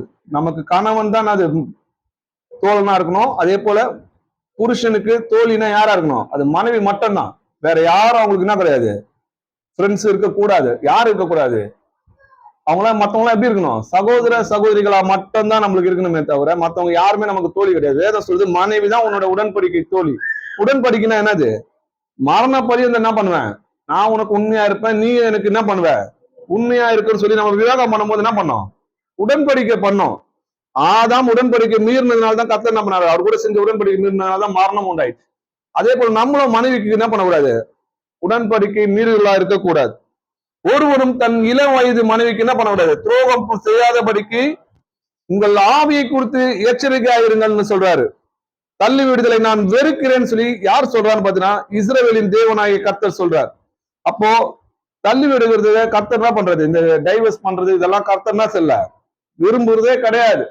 ஒரு இடத்துல சொல்லுவார் இல்லையா, இதை குறித்து அவங்க சொல்லும் போது அவங்க என்ன சொல்லுவாங்க, மோசே எங்களுக்கு சொல்லியிருக்கிறாரு, அப்ப அவங்க மோசே என்ன சொல்றாரு, தள்ளி விடுதலை பத்தி தள்ளுதல் சீட்டை கொடுத்து அனுப்பிடலான்னு சொல்லும் போது மோசே வந்து மன விருப்பத்தின்படியோ நான் மோசேக்கு கட்டளை இல்ல, உங்களோட கடினமான இருதயத்தை நிமித்தம் என்ன பண்ணான், அவன் உங்களுக்கு அதை செஞ்சான். இருந்தாலும் நான் சொல்றேன், விபச்சாரம் செய்தாலே ஒழிய, அந்த முகாந்தரம் ஒழிய வேற என்ன பண்ணக்கூடாது. மனைவியை தள்ளி விடுகிறவன் விபச்சாரம் செய்கிறான்னு சொல்லி வேதத்துல எழுதியிருக்குது. அப்படி தள்ளிவிடப்பட்ட ஸ்திரீயை கல்யாணம் பண்ற யாரு, அவனும் விபச்சாரம் செய்கிறான்னு சொல்லி எழுதியிருக்குது. ஆனா கர்த்தர் மனைவியை தள்ளி விடுறது என்ன பண்ணல, அனுமதி நம்மளுக்கு கொடுக்கவே இல்லை. அதை நான் வெறுக்கிறேன்னு சொல்லி கர்த்தர் சொல்றாரு. நான் உங்களுக்கு சொல்லுகிறேன், ஒரு ஸ்திரீயை இச்சையோட பார்க்கிற எவனும் தன் இருதயத்தில் அவளோட விபச்சாரம் செய்தாயிற்று என்று சொல்லி எழுதியிருக்கு. அப்போ கணவன் மனைவி வந்த பிறகு நம்ம ஒரு ஸ்திரீயை இச்சையோட பாக்குறோம்னா அது என்னது, விபச்சாரம் தான். அதற்கு முன்னதாகவும் கல்யாணத்துக்கு முன்னதாகவும் ஒரு ஸ்திரீயை இச்சையோட பாத்தீங்கன்னா என்னது, அது விபச்சாரம் தான். காதல்ன்றது பரிசுத்தம் சொல்லுது, நீங்க கேள்விப்பட்டிருப்பீங்க. அது பரிசுத்தம் எல்லாம் கிடையாது, அது அசுத்தம். அது விபச்சார இச்சைன்னு சொல்லி வேதத்துல எழுதி இருக்குது. எபிரேயர் 13ஆம் அதிகாரம் 4வது வசனம் வாசிக்கலாம். விவாகம் யாவருக்கும் கனம் உள்ளதாயும் விவாக மஞ்சம் அசுசிப்படாதாய் இருப்பதாக வேசி கல்லரையும் விபச்சாரக்காரரையும் தேவன் நியாயம் தீர்ப்பார். ஆமீன். விவாகம் யாவருக்குள்ள எப்படி இருக்கணுமா, கனம் உள்ளதாயும் விவாக மஞ்சம் அசுதிப்படாதமாயும் இருப்பதாக வேசி கலனையும் விபச்சாரக்காரனையும் தேவன் என்ன பண்ணுவாரு, நியாயம் தீர்ப்பார்னு சொல்லி எழுதியிருக்கு. அப்போ வருகிறவர் இன்னும் கொஞ்ச காலத்தில் வருவார், தாமதம் பண்ணார்னு எழுதியிருக்கு. அப்போ நம்ம இருதயங்களை சோதித்து அறிவாரு. ஏன்னா ஒரு ஸ்திரீ நீ இச்சையோட பார்த்தாலே விபச்சாரம் நடந்தாயிட்டுன்னு ஆண்டவர் சொல்றாரு. எங்க நீ விபச்சாரம் பண்ணியா, உன் இருதயத்தில் விபச்சாரம் உண்டாயிட்டுன்னு சொல்றாரு. அப்ப அந்த இருதயத்தை சோதித்து தெரிகிற கர்த்தர் என்ன பண்ணுவாரு, அதை நியாயத்துல கொண்டு வந்து நிறுத்துவார். மனைவி தன் புருஷனை விட்டு என்ன பண்ணக்கூடாது, பிரிந்து போக கூடாதுன்னு சொல்லி வேதத்துல எழுதியிருக்கு. 1 கொரிந்தியர் 7ஆம் அதிகாரம் 10வது வசனம் வாசிக்கலாம். விவாகம் பண்ணி கொண்டவர்களுக்கு நான் அல்ல, கர்த்தரே கட்டளை இடுகிறதாவது, மனைவியானவள் தன் புருஷனை விட்டு பிரிந்து போக கூடாது. ஆமீன். இன்னைக்கு பாத்தீங்கன்னா ஒரு சின்ன சின்ன காரியத்துக்காக என்ன பண்ணுவாங்க மனைவிகள்லாம், புருஷனை விட்டுட்டு கோச்சிட்டு என்ன பண்ணுவாங்க, தாய் தந்தை வீட்டுக்கு போயிடுவாங்க, ரொம்ப நாள் கழிச்சுதான் வருவாங்க. இதெல்லாம் கர்த்தர் விரும்புறாரா கேட்டா இது கர்த்தருடைய கட்டளையே கிடையாது. அதே போல புருஷன் என்ன பண்ணுவாங்க பாத்தீங்கன்னா, நான் வேலை ஸ்தலத்துக்கு போறேன், நான் ஃபாரின்ல போய் வேலை செய்யறேன், நீங்க இருங்க அப்படின்னு சொல்லி 1 வருஷம் இல்ல 2 வருஷம் இல்ல 10 வருஷம் இன்னைக்கு இருக்கிறாங்க. இதெல்லாம் ஆண்டவரோட விருப்பமா? இது நிச்சயமா கிடையாது. இது கர்த்தருடைய விருப்பம் கிடையாது. தேவன் இணைத்ததை மனுஷன் பிரிக்காதிருக்க கடவன் சொல்லி எழுதியிருக்கு. அவர்கள் ஒரே சரீரம் சொல்லி எழுதியிருக்கு. அப்ப ஏன் மனுஷன் பிரியணும்? அது ஆண்டவருடைய கட்டளை கிடையாதுன்றதை நம்ம முதல்ல புரிஞ்சுக்கணும். 1 கொரிந்தியர் 7ஆம் அதிகாரம் 2லிருந்து 5 வசனங்கள் வரைக்கும் வாசிக்கலாம். ஆகிலும் வேசித்தனம் இராதபடிக்கு அவனவன் தன் சொந்த மனைவியையும் அவளவள் தன் சொந்த புருஷரையும் உடையவர்களாய் இருக்க வேண்டும். புருஷன் தன் மனைவிக்கு செய்ய வேண்டிய கடமைகளை செய்ய கடவன், அப்படியே மனைவியும் தன் புருஷனுக்கு செய்ய கடவள். மனைவியானவள் தன் சுய சரீரத்திற்கு அதிகாரி அல்ல, புருஷனுக்கே அதற்கு அதிகாரி. அப்படியே புருஷனும் தன் சுய சரித்திரத்திற்கு அதிகாரி அல்ல, மனைவியே அதற்கு அதிகாரி.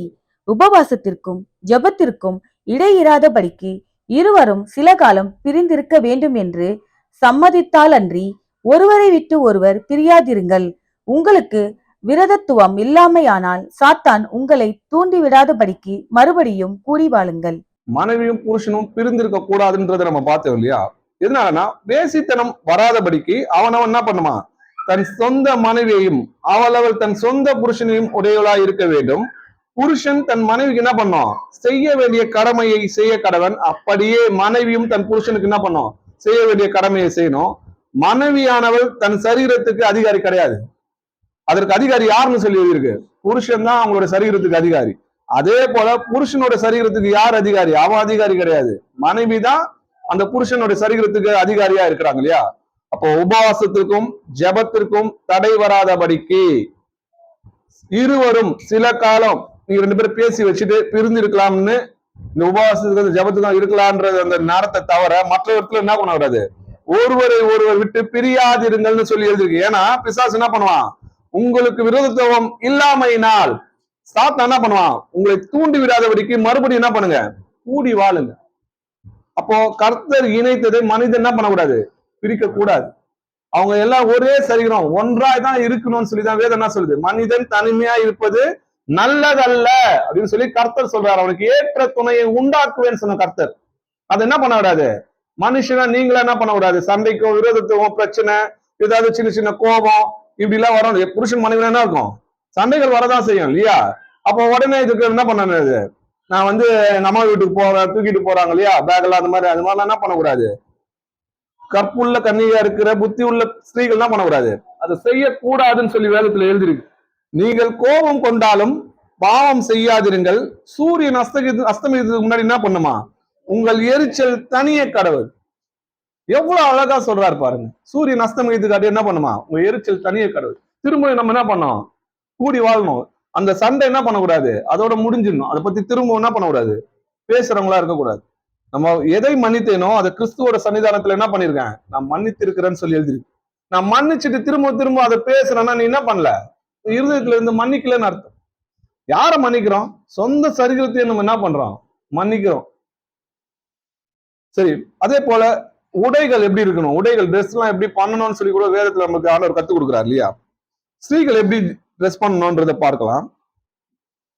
1 தீமோத்தேயு 2ஆம் அதிகாரம் 9-10 வசனங்கள் வரைக்கும் வாசிக்கலாம். ஸ்ரீகளும் மயிரை பின்னுதலினாலாவது பொன்னினாலாவது முத்துக்களினாலாவது விலையேற பெற்ற வஸ்திரத்தினாலாவது தங்களை அலங்கரிக்காமல் தகுதியான வஸ்திரத்தினாலும் நாணத்தினாலும் தெளிந்த புத்தியினாலும் தேவ பக்தி உள்ளவர்கள் என்று சொல்லிக் கொள்கிற ஸ்ரீகளுக்கு ஏற்றபடியே நற்கிரியைகளினாலும் தங்களை அலங்கரிக்க வேண்டும். ஸ்திரீகள் என்ன பண்ணோம், மயிரை பின்னுகிறதுலாவது பொன்னிலாவது முத்துக்கள்லாவது விலையேற பெற்ற வஸ்திரங்களாவது தங்களை அலங்கரியாமல். உடனே இந்த வசனத்தை வச்சுட்டு என்ன சொல்றாங்க, நீ வெள்ளை சட்டை வெள்ளை புடவைதான் கட்டிட்டு சுத்தணும்னு ஆண்டவர் சொல்றாரு. அப்படி சொல்லவே இல்லை. இதெல்லாம் அலங்காரம் தான். இந்த அலங்காரத்தை காட்டிலும் தகுதியான வஸ்திரம். அப்போ ஒரு பெண்ணுக்கு பாத்தீங்கன்னா மயிரை பின்னி அப்படி பாத்தீங்கன்னா முடி என்ன பண்ணக்கூடாது, பின்னக்கூடாதா? அப்ப ஏன் பின்றாங்க? அப்ப ஆண்டவர் அந்த அர்த்தத்துல சொல்ல, இதெல்லாம் அழகுதான், ஆனா இதெல்லாம் என்னது, வெளி தோற்றமான அழகு. இதை காட்டிலும் அவங்க எப்படி இருக்கணும், தகுதியான வஸ்திரத்தினாலும் ஞானத்தினாலும் தெளிந்த புத்தினாலும் தேவ பக்தி உள்ளவர் என்று சொல்லுகிற ஸ்திரீகளுக்கு ஏற்றபடியே நற்கிரியினாலும் அவங்களை அலங்கரிக்கணும். இதுக்கு ஜோடி வசனத்தை பார்த்தோன்னா நமக்கு இன்னும் கிளியரா புரியும். 1 பேதுரு 3ஆம் அதிகாரம் 3வது வசனம் வாசிங்க. 3-4. 1 பேதுரு 3ஆம் அதிகாரம் 3-4 வசனங்கள் வரைக்கும் வாசிக்கலாம். மயிரை பின்னி பொன் ஆபரணங்களை அணிந்து உயர்ந்த வஸ்திரங்களை உடுத்தி கொள்ளுதலாகிய புறம்பான அலங்கரிப்பு உங்களுக்கு அலங்காரமாய் இல்லாமல் அழியாத அலங்காரமாய் இருக்கிற சாந்தமும் அமைதலும் உள்ள ஆவியாகிய இருதயத்தில் மறைந்திருக்கிற குணமே உங்களுக்கு அலங்காரமாய் இருக்க கடவது. அதுவே தேவனுடைய பார்வையில் விலையேற பெற்றது. மயிரை பின்னி பொன்னாவரங்களை அணிந்து உயர்ந்த வஸ்திரங்களை உடுத்திக் கொள்கிறதாகிய புறம்பான அலங்கரிப்பு உங்களுக்கு அலங்காரமா இராமன்னா, இதெல்லாம் புறம்பான அலங்கரிப்பு தான். இது அழகா தான் இருக்குது. ஆனா அழியாத அலங்கரிப்புன்னு ஒண்ணு இருக்குது இல்லையா? அது என்னன்னு பாத்தீங்கன்னா சாந்தமும் அமைதல் உள்ள ஆவியாகிய இருதயத்தில் மறைந்திருக்கிற அந்த குணம் இருக்குது பாத்தீங்களா? அதுதான் பெண்களுக்கு எப்படி இருக்கும், அலங்காரமா இருக்கும். அது என்றென்றைக்கு என்ன பண்ணும், விலையேற பெற்றதுன்னு சொல்லி எழுதிருக்குது. தேவனுடைய பார்வையில் அது விலையேற பெற்றது இல்லையா? அப்போ பெண்கள் என்ன பண்ணோம், தகுதியான வஸ்திரங்களை தான் என்ன பண்ணோம், அணியணும். எல்லாவற்றையும் அனுபவிக்க எனக்கு அதிகாரம் உண்டு. எல்லாத்தையும் ஆண்டவர் என்ன சொல்றாரு, நீ அனுபவிக்கலாம். ஆனா அது எல்லாமே தகுதியா இருக்குமா? எல்லாவற்றையும் அனுபவிக்க எனக்கு அதிகாரம் உண்டு, எல்லாமே அது பக்தி விருத்தியை உண்டாக்குமா அப்படின்றத சிந்திச்சு பார்க்கணும். அப்போ பெண்கள் என்ன பண்ணும், தகுதியான வஸ்திரத்தை தான் அணியணும். இந்த வஸ்திரம் அந்த வஸ்திரம்னு சொல்லி ஆண்டவர் பிரிக்கல, தகுதியான வஸ்திரத்தை என்ன பண்ணும், அணியணும்னு சொல்றாரு. அதே போல புருஷனோட ட்ரெஸ் மனைவி போடலாமான்னு கேட்டா போடக்கூடாதுன்னு வேதத்துல எழுதிருக்கு. உபாகமம் 22ஆம் அதிகாரம் 5வது வசனம் வாசிக்கலாம். புருஷரின் உடைகளை ஸ்ரீகள் தரிக்கலாகாது, ஸ்ரீகளின் உடைகளை புருஷர் தரிக்கலாகாது. அப்படி செய்கிறவர்கள் எல்லோரும் உன் தேவனாகிய கர்த்தருக்கு அருவருப்பானவர்கள். புருஷரின் உடைகளை ஸ்திரீகள் என்ன பண்ணக்கூடாது, தரிக்கலாகாதுன்னு சொல்லி எழுதிருக்குது. அதே போல ஸ்திரீகளின் உடைகளை என்ன பண்ணக்கூடாது, புருஷரும் தரிக்கலாகாது. இது கர்த்தருக்கு அருவருப்பான காரியங்கள்ன்றதை நம்ம பாக்குறோம். அதே போல செப்பனியா 1ஆம் அதிகாரம் 8வது வசனம் வாசிக்கலாம். கர்த்தருடைய யாகத்தின் நாளிலே நான் அதிபதிகளையும் ராஜகுமாரரையும் மறுதேசத்து வஸ்திரம் தரிக்கிற யாவரையும் தண்டிப்பேன். அப்போ கர்த்தருடைய யாகத்தின் நாள் என்னன்னா கர்த்தராகிய இயேசு கிறிஸ்துவோட 2ஆம் வருகை அது குறிக்குது. நான் அதிபதிகளையும் ராஜகுமாரனையும் மறுதேசத்து வஸ்திரம் தரித்திருக்கிற யாவரையும் என்ன பண்ணுவேன். நீ வெஸ்டர்ன் மாடல்னு சொல்லி என்ன பண்றாங்க, அலங்கோலமாலாம் நம்ம என்ன பண்ணக்கூடாது, ஆடைகள் அணியக்கூடாது. தகுதியான வஸ்திரம், இந்த வஸ்திரம் அந்த வஸ்திரம்லாம் ஆண்டவர் பிரிக்கல. தகுதியான வஸ்திரம்னா என்னது? எல்லாவற்றையும் அனுபவிக்க நமக்கு என்ன பண்ணோம்? அதிகாரம் உண்டு. எதுவும் மத்தவங்களுக்கு என்ன பண்ணக்கூடாது? இடரலை உண்டாக்குற காரியத்தை நம்ம எதுவுமே செய்யக்கூடாது. நம்மளால ஒருத்தவங்க என்ன பண்ணாங்க? இடறி போனாங்க. அதுக்கு காரணமா நமக்கு என்ன பண்ணுறது? காரணமா இருக்கக்கூடாது. இருள் வருது கூடாத காரியம். ஆனா யாரால் இருள் வருதோ அவங்களுக்கு ஐயோன்னு சொல்லி வேதத்துல எழுதிருக்கு. அப்போ வெளி தோற்றமான அலங்கரிப்பு அலங்காரமா இராம அது அலங்காரம் தான். ஆனா அதை காட்டிலும் சாந்தமும் அமைதல் உள்ள ஆவியாக இருதயத்தில் மறைந்திருக்கிற அந்த குணம் தான் அது பெண்களுக்கு விலையேறப்பெற்ற அழகு. அதுலதான் புருஷன் என்ன பண்ணுவான்? தன் மனைவிக்கு மயங்கி இருப்பாங்களே தவிர இந்த வெளி தோற்ற அழகுக்கு கிடையாது. அதுக்கு ஒரு நாள் இருந்து இன்னொரு நாள் என்ன பண்ணும்? காணாம போகும். வாலிபம்னா அது மாயைன்னு சொல்லி வேதத்துல எழுதியிருக்கு. மாயை மாயை மாயை. அது என்ன பண்ணும்? காற்றை போல கடந்து போயிடும். ஸ்திரீகள் சபைகள்ல உபதேசம் பண்ணலாமா? வாசிக்கலாம். 1 கொரிந்தியர் 14ஆம் அதிகாரம் 34, 35 வசனங்கள் வாசிக்கலாம். சபைகளில் உங்கள் ஸ்திரீகள் பேசாமல் இருக்க கடவர்கள். பேசும்படிக்கு அவர்களுக்கு உத்தரவில்லை. அவர்கள் அமர்ந்திருக்க வேண்டும். வேதமும் அப்படியே சொல்லுகிறது. அவர்கள் ஒரு காரியத்தை கற்றுக்கொள்ள விரும்பினால் வீட்டிலேயே தங்கள் புருஷரிடத்தில் விசாரிக்க கடவர்கள். ஸ்திரீகள் சபையிலே பேசுகிறது அயோக்கியமாயிருக்குமே. சபைகளில் உங்கள் ஸ்திரீகள் என்ன பண்ணக்கூடாது? பேசாமல் இருக்க கடவர்கள் எழுதிருக்கு. அப்படி பேசுறது எப்படி இருக்குமா? ஸ்திரீகள் சபைகளில் பேசுறது அயோக்கியத்தனமா இருக்குமே. இன்னைக்கு இந்த அயோக்கியத்தனத்தை தான் என்ன பண்றாங்க? அநேக சபைகள்ல நடந்து கொண்டிருக்கு. அவர்கள் அமர்ந்திருக்க வேண்டும். வேதமும் என்ன பண்ணுது? அப்படியே இருக்கணும்னு சொல்லி வேதம் சொல்லுது. அப்ப அவங்களுக்கு போதிக்கிறதுக்கு என்ன பண்ணல? உத்தரவு கொடுக்கப்படலைன்றதை நம்ம பாக்குறோம். அவன் ஒரு காரியத்தை கற்றுக்கொள்ள விரும்பினால் வீட்டிலே தங்கள் புருஷனிடத்தில் விசாரிக்க கடவன். ஸ்திரீகள் சபைகளில் பேசுகிறது அயோக்கியத்தனமா இருக்குன்றதை பாக்குறோம். இது பவுல் தான் சொன்னாரு, கர்த்தர் சொல்லவே இல்லை அப்படின்னு சொல்லுவாங்க. 1 கொரிந்தியர் 14ஆம் அதிகாரம் 37வது வசனம் வாசிங்க. ஒருவன் தன்னை தீர்க்கதரிசி என்றாவது ஆவியை பெற்றவன் என்றாவது எண்ணினால் நான் உங்களுக்கு எழுதுகிறவைகள் கர்த்தருடைய கற்பனைகள் என்று அவன் ஒத்துக்கொள்ள கடவன். ஆமே. இது யார் ஒத்துப்பானா? முதல்ல தேவட ஆவி உங்களுக்குள்ள இருந்துச்சுன்னா, இல்ல நீங்க தீர்க்கதரிசியாவது தேவட ஆவியை பெற்றவங்க நீங்க நினைச்சீங்கன்னா, இதை நான் சொல்லல, இது கர்த்தருடைய கற்பனை என்று என்ன பண்ணும்? ஒத்துக்கொள்ள கடவன் சொல்லி எழுதிருக்குல்ல. அப்ப ஏன் இன்னைக்கு ஒத்துக்கொள்ளாம முரட்டாட்டம் பண்ணின்னு வாக்குவாதம் பண்ணின்னு இருக்கிறாங்க? இந்த ஐயோக்கியத்தனத்தை கேட்கிறவங்களுக்கு என்ன வரும்? ஐயோதான். கூடனுக்கு கூடன் வழிகாட்டினா என்ன இருக்கும்? இருவரும் குழியில விடுவாங்க. தேவனுடைய கற்பனைகளுக்கு கீழ்ப்படியாம முரட்டாட்டம் பண்ணுகிற சபைகளை நம்ம என்ன பண்ணக்கூடாது? இருக்கக்கூடாது. 1 தீமோத்தேயு 2ஆம் அதிகாரம் 11 இருந்து 15 வசனங்கள் வரைக்கும் வாசிக்கலாம்.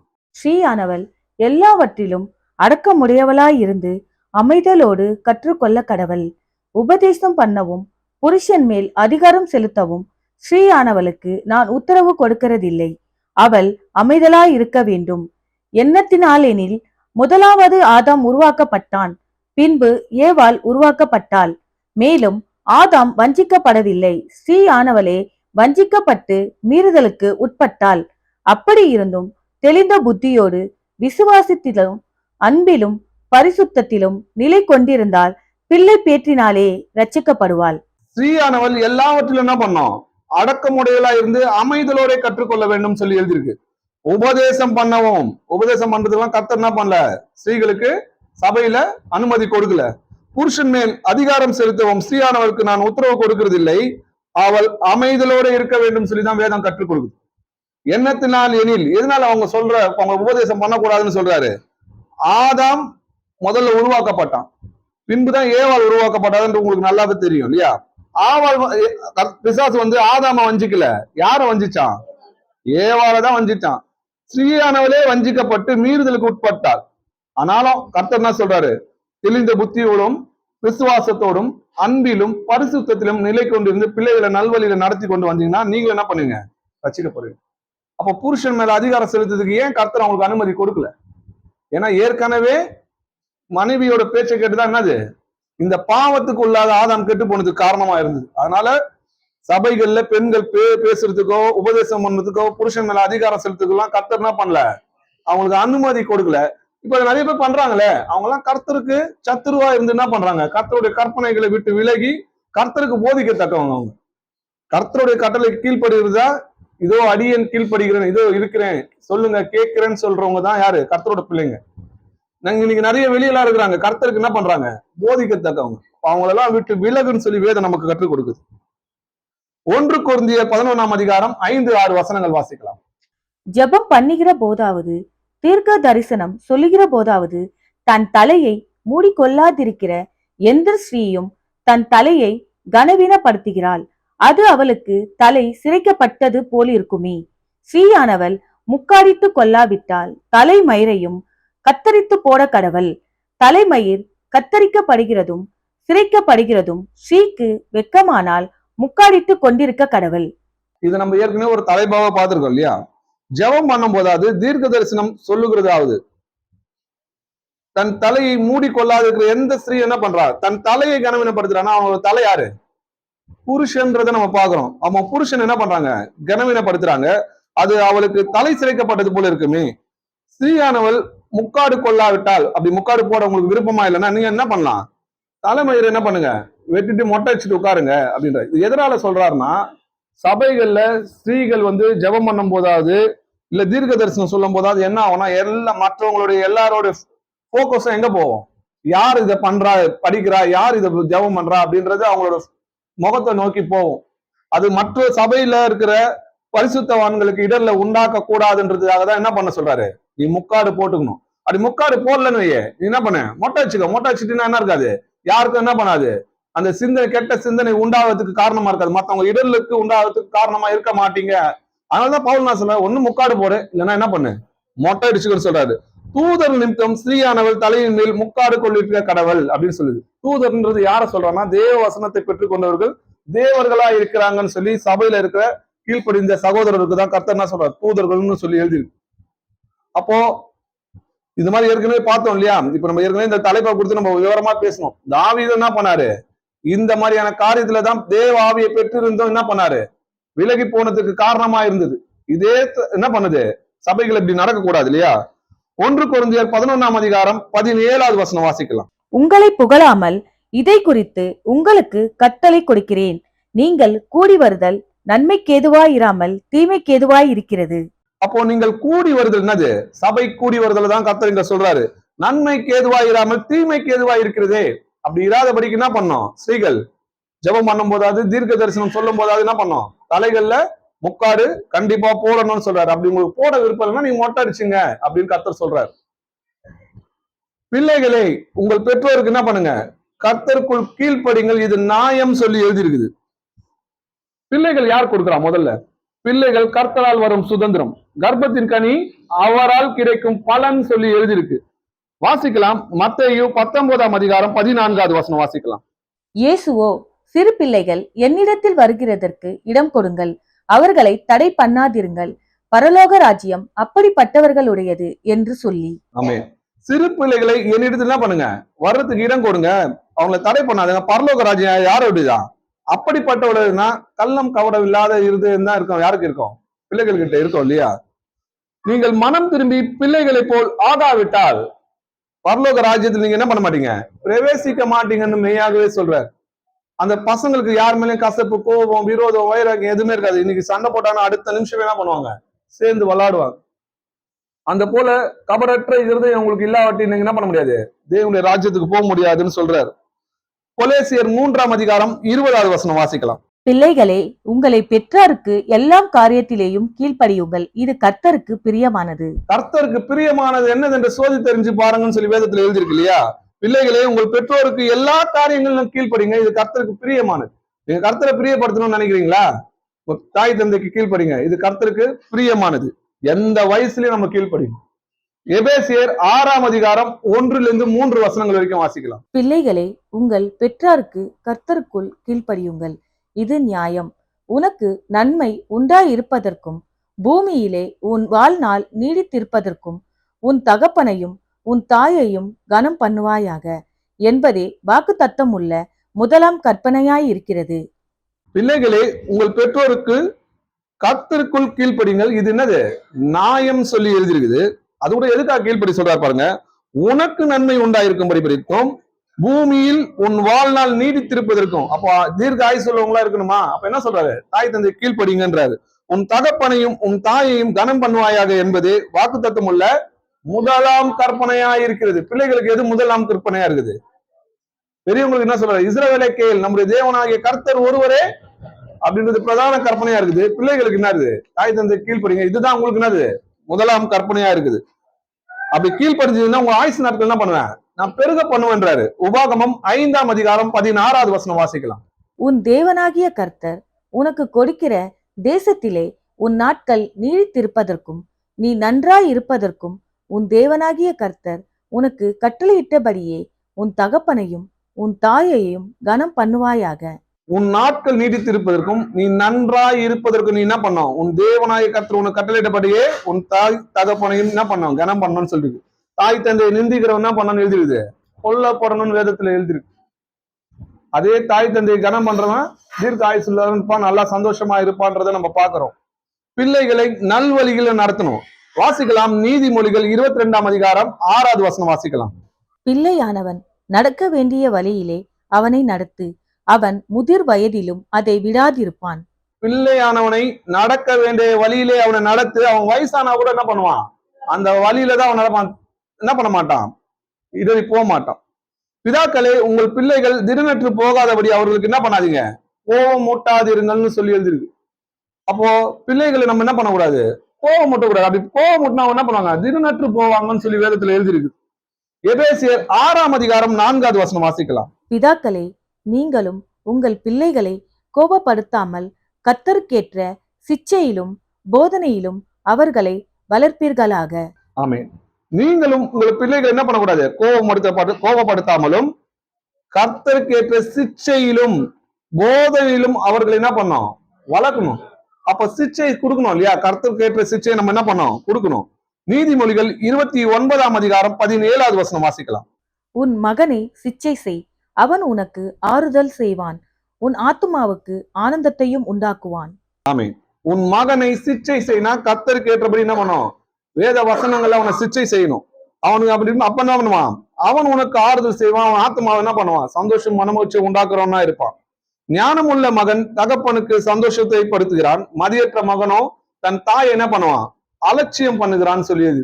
அப்ப புத்தி உள்ள என்ன பண்ணுவான்? தாய் தந்தைக்கு கீழ்ப்படிவான். புத்தி இல்லாதவன் என்ன பண்ணுவான்? தாய் தகப்பனோட போதகத்தை என்ன பண்ணுவான்? அசட்டை பண்ணுவான் இல்லையா? ஞானம் உள்ள மகன் தன் தகப்பனை சந்தோஷப்படுத்துகிறான், மூடத்தனம் உள்ள தாய்க்கு அவன் எப்படி இருக்கிறான்? சஞ்சலமா இருக்கிறான். அப்போ புத்தி இல்லாத மகன் எப்படி இருக்கிறான்? தாய்க்கு சஞ்சலமா இருக்கிறான், தகப்பனுக்கு எப்படி இருக்கிறான்? சந்தோஷப்படுத்துவனா இருக்கிறான்னு சொல்லி எழுதி இருக்குது. உன்னை பெற்ற தகப்பனுக்கு செவி கொடு, உன் தாய் வயது சென்ற போது அவளை என்ன பண்ணாத? அசட்டை பண்ணாதேன்னு சொல்லி எழுதிருக்கு. என் மகனே, உன் தகப்பன் புத்தியை கேள், உன் தாயின் போதகத்தை என்ன பண்ணாத? தள்ளாதேன்னு சொல்லி கர்த்தர் என்ன பண்றாரு? பிள்ளைகளுக்கு கட்டளை எடுக்கிறார் இல்லையா? அப்போ பிரம்ப பத்தி நீங்க கேட்டிருப்பீங்க இல்லையா? பிரம்பு எடுத்து என்ன பண்ணு? பிள்ளைகளை வழி நடத்துன்னு சொல்லி இப்ப எழுதியிருக்கோம். சில வசனங்கள்லாம் நம்ம பார்க்கலாம். நீதிமொழிகள் 22ஆம் அதிகாரம் 15வது வசனம் வாசிக்கலாம். பிள்ளையின் நெஞ்சில் மதியினம் ஒட்டியிருக்கும், அதை தண்டனையின் பிரம்பு அவனை விட்டு அகற்றும். ஆமென். பிள்ளையின் நெஞ்சில் என்ன இருக்குமா? மதியினம் ஒட்டின்னு இருக்குமா, அதை தண்டனையின் பிரம்பு என்ன பண்ணும்? அவனை விட்டு அகற்றும் சொல்லி எழுதியிருக்கு. நீதிமொழிகள் 23ஆம் அதிகாரம் 13-14 வசனங்கள் வாசிக்கலாம். பிள்ளையை தண்டியாமல் விடாதே, அவனை பிரம்பினால் அடித்தால் அவன் சாகான், நீ பிரம்பினால் அவனை அடிக்கிறதினால் பாதாளத்திற்கு அவன் ஆத்துமாவை தப்புவிப்பாயே. ஆமென். பிள்ளைகள் அவங்க இஷ்டத்துக்கு என்ன பண்ணக்கூடாது? விடக்கூடாது. பிள்ளையை தண்டியாமல் விடாதே, அவனை பிரம்பினால் அடித்தால் அவன் என்ன பண்ண மாட்டான்? சாக மாட்டான். நீ பிரம்பினால் அவனை அடிக்கிறதுனால என்ன பண்ணுவ? அவனை பாதாளத்துக்கு நரகத்துக்கு போகாதபடி நீ என்ன பண்ற? காப்பாத்துற. கர்த்தரும் நம்ம என்ன பண்றாரு? சிச்சை கொடுக்குறாரா இல்லையா? எதுக்காக? நம்மளும் என்ன பண்ண கூடாது? நித்திய ஜீவனை இழந்து போக கூடாதுன்றதுக்கு தான் கர்த்தர் நம்மள என்ன பண்றாரு? சிச்சைக்கிறாரு. நீ வேசியோட பிள்ளையா இருந்தா என்ன கிடைக்காது? அந்த சிச்சை உனக்கு கிடைக்காதுன்னு சொல்றாரு. பிரம்பும் கடிந்து கொள்ளுதலும் ஞானத்தை கொடுக்கும், தன் இஷ்டப்படி விட்ட பிள்ளையோ தன் தாய்க்கு வெட்கத்தை உண்டு பண்ணுவாள்னு எழுதிருக்கு. பிள்ளைய இஷ்டத்துப்படி என்ன பண்ணக்கூடாது? விடக்கூடாது. அவங்க கேட்கறதெல்லாம் என்ன பண்ணக்கூடாது? வாங்கி கொடுக்க கூடாது. அவங்களுக்கு ஏற்ற எது நல்லது எது கட்டதுன்னு பிள்ளைகளுக்கு தெரியாது. பிள்ளைகளுக்கு நல் வழியில நடத்தணும், அவங்க நல்ல பிள்ளைகளா வளரணும். நம்ம வயது சென்ற பிறகும் புத்தி உள்ளவர்களா இருக்கணும். அவங்க நித்திய ஜீவனுக்கு போனோம்னா கர்த்தருக்கு ஏற்ற சிச்சையில தான் என்ன பண்ணணும்? பிள்ளைகளை வழி நடத்தணும். நீதிமொழிகள் 13ஆம் அதிகாரம் 24வது வசனம் வாசிக்கலாம். பிரம்பை கையாடாதவன் தன் மகனை பகைக்கிறான், அவன் மேல் அன்பாய் இருக்கிறவனோ அவனை ஏற்கனவே தண்டிக்கிறான். பிரம்பை கையாளதவன் என்ன பண்றான்? தன் மகனை என்ன பண்றான்? பகைக்கிறான்னு சொல்லி எழுதிருக்கு. அவன் மேல் அன்பா இருக்கிறவன் ஏற்கனவே என்ன பண்றான்? அவனை தண்டிக்கிறான். அப்போ குழந்தைகளுக்கு செல்லம் கொடுத்து நீங்க வளர்க்கறன்ற பேர்ல அவங்க என்ன பண்ணக்கூடாது? கெட்ட வழியில நடந்து போறதுக்கு காரணமா நம்ம இருக்கக்கூடாது. இன்னைக்கு ஜெயில இருக்கிற பசங்க இன்னைக்கு அநேக இந்த குற்றங்கள் எல்லாம் செஞ்சிருக்கிறாங்க இல்லையா? இந்த சின்ன வயசுல கஞ்சா அடிச்சுட்டு இந்த மாதிரி எல்லாம் சுத்துற பசங்க எல்லாம் கேட்டு பாருங்க. அவங்க பிள்ளைங்க அவங்க இஷ்டத்துக்கு விட்டதுனாலதான் இன்னைக்கு என்ன பண்ணிருக்குங்க? இந்த மாதிரி காரியங்களை செஞ்சுட்டு வந்து நிக்கிறாங்க. ஆரம்பத்திலேயே அவங்கள என்ன பண்ணிருக்கணும்? ஒரு சின்ன காரியம் செய்யும் போது அவங்களுக்கு எதிர்த்து பேசும் போது அவங்களுக்கு என்ன பண்ணணும்? ஆண்டுடைய வசனத்தை கொண்டு அவங்க தண்டிக்கணும். சிச்சை செய்யினா பெரம்பத்தை அடிக்க சொல்ல, கொம்பெத்து ஆண்டவர் என்ன சொல்ல, உன்னை பெரம்பு நீங்க நான் படிச்சோம் இல்லையா? பெரம்புனா தேவனுடைய வசனம்னு அர்த்தம். அதனாலதான் என்ன பண்ணோம்? அவங்களை சிச்சை செய்யணும். அதுக்கான சில வசனங்கள் பார்க்கலாம். நீதிமொழிகள் 14ஆம் அதிகாரம் 3வது வசனம் வாசிக்கலாம்.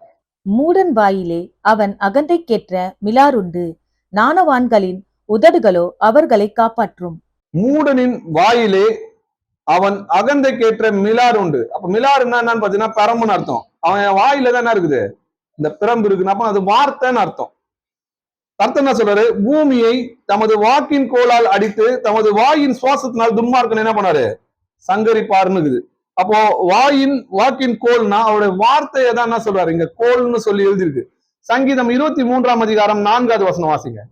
நான் மரண இருளின் பள்ளத்தாக்கிலே நடந்தாலும் பொல்லாப்புக்கு பயப்படேன். தேவரீர் என்னோடு கூட இருக்கிறீர். உமது கோலும் உமது தடியும் என்னை தேற்றும். அப்போ உமது கோலும் உமது தடியும் என்னை தேற்றும்னா, கோலும் தடினா என்னது? தேவனுடைய வசனம். அதுதான் என்ன பண்ணும்? என்னை தேற்றுன்றத பாக்குறோம். எபிரேயர் 12ஆம் அதிகாரம் 11வது வசனம் வாசிக்கலாம். எந்த சிச்சையும் தற்காலத்தில் சந்தோஷமாய் காணாமல் துக்கமாய் காணும். ஆகிலும் பிற்காலத்தில் அதில் பழகினவர்களுக்கு அது நீதி ஆகிய சமாதான பலனை தரும். ஆமே. எந்த சிச்சையும் தற்காலத்தில் சந்தோஷமா காணாம துக்கமா தான் இருக்கும். பிள்ளைகளை சிச்சைக்கும் போது அவங்க மனசு என்ன பண்ணும்? உடையதான் செய்யும்.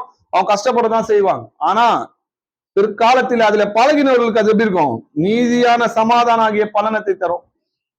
அப்போ நம்மள அந்த சின்ன வயசுல நம்மள எப்படி வழி நடத்தினாங்கன்றதை நம்ம உணர்ந்தோம்னா, இன்னைக்கு நிறைய பேர் நல்வழி நடக்கிறவங்க கேட்டு பாருங்களேன். அந்த காலத்துல எங்க அப்பா அம்மா ரொம்ப ஸ்ட்ரிக்டா இருந்து என்ன பண்ணாங்க? இப்படி நடத்தினாங்க. இன்னைக்கு அதனாலதான் நாங்க இப்படி இருக்கிறோம். அதனாலதான் வேத வசனத்தை கொண்டுதான் என்ன பண்ணோம்? பிள்ளைகளை வழி நடத்தணும், பிள்ளைகளை சிச்சுக்கணும். உங்க சொந்த கருத்தையோ பெரம்பியோ கொடுத்து அத்தர் அடிக்க சொல்லு.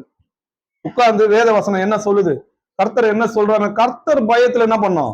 பிள்ளைகளை வழி நடத்தணும். அவங்க இஷ்டப்படி விடக்கூடாது. அவங்க கேட்கறதெல்லாம் வாங்கி கொடுக்க கூடாது.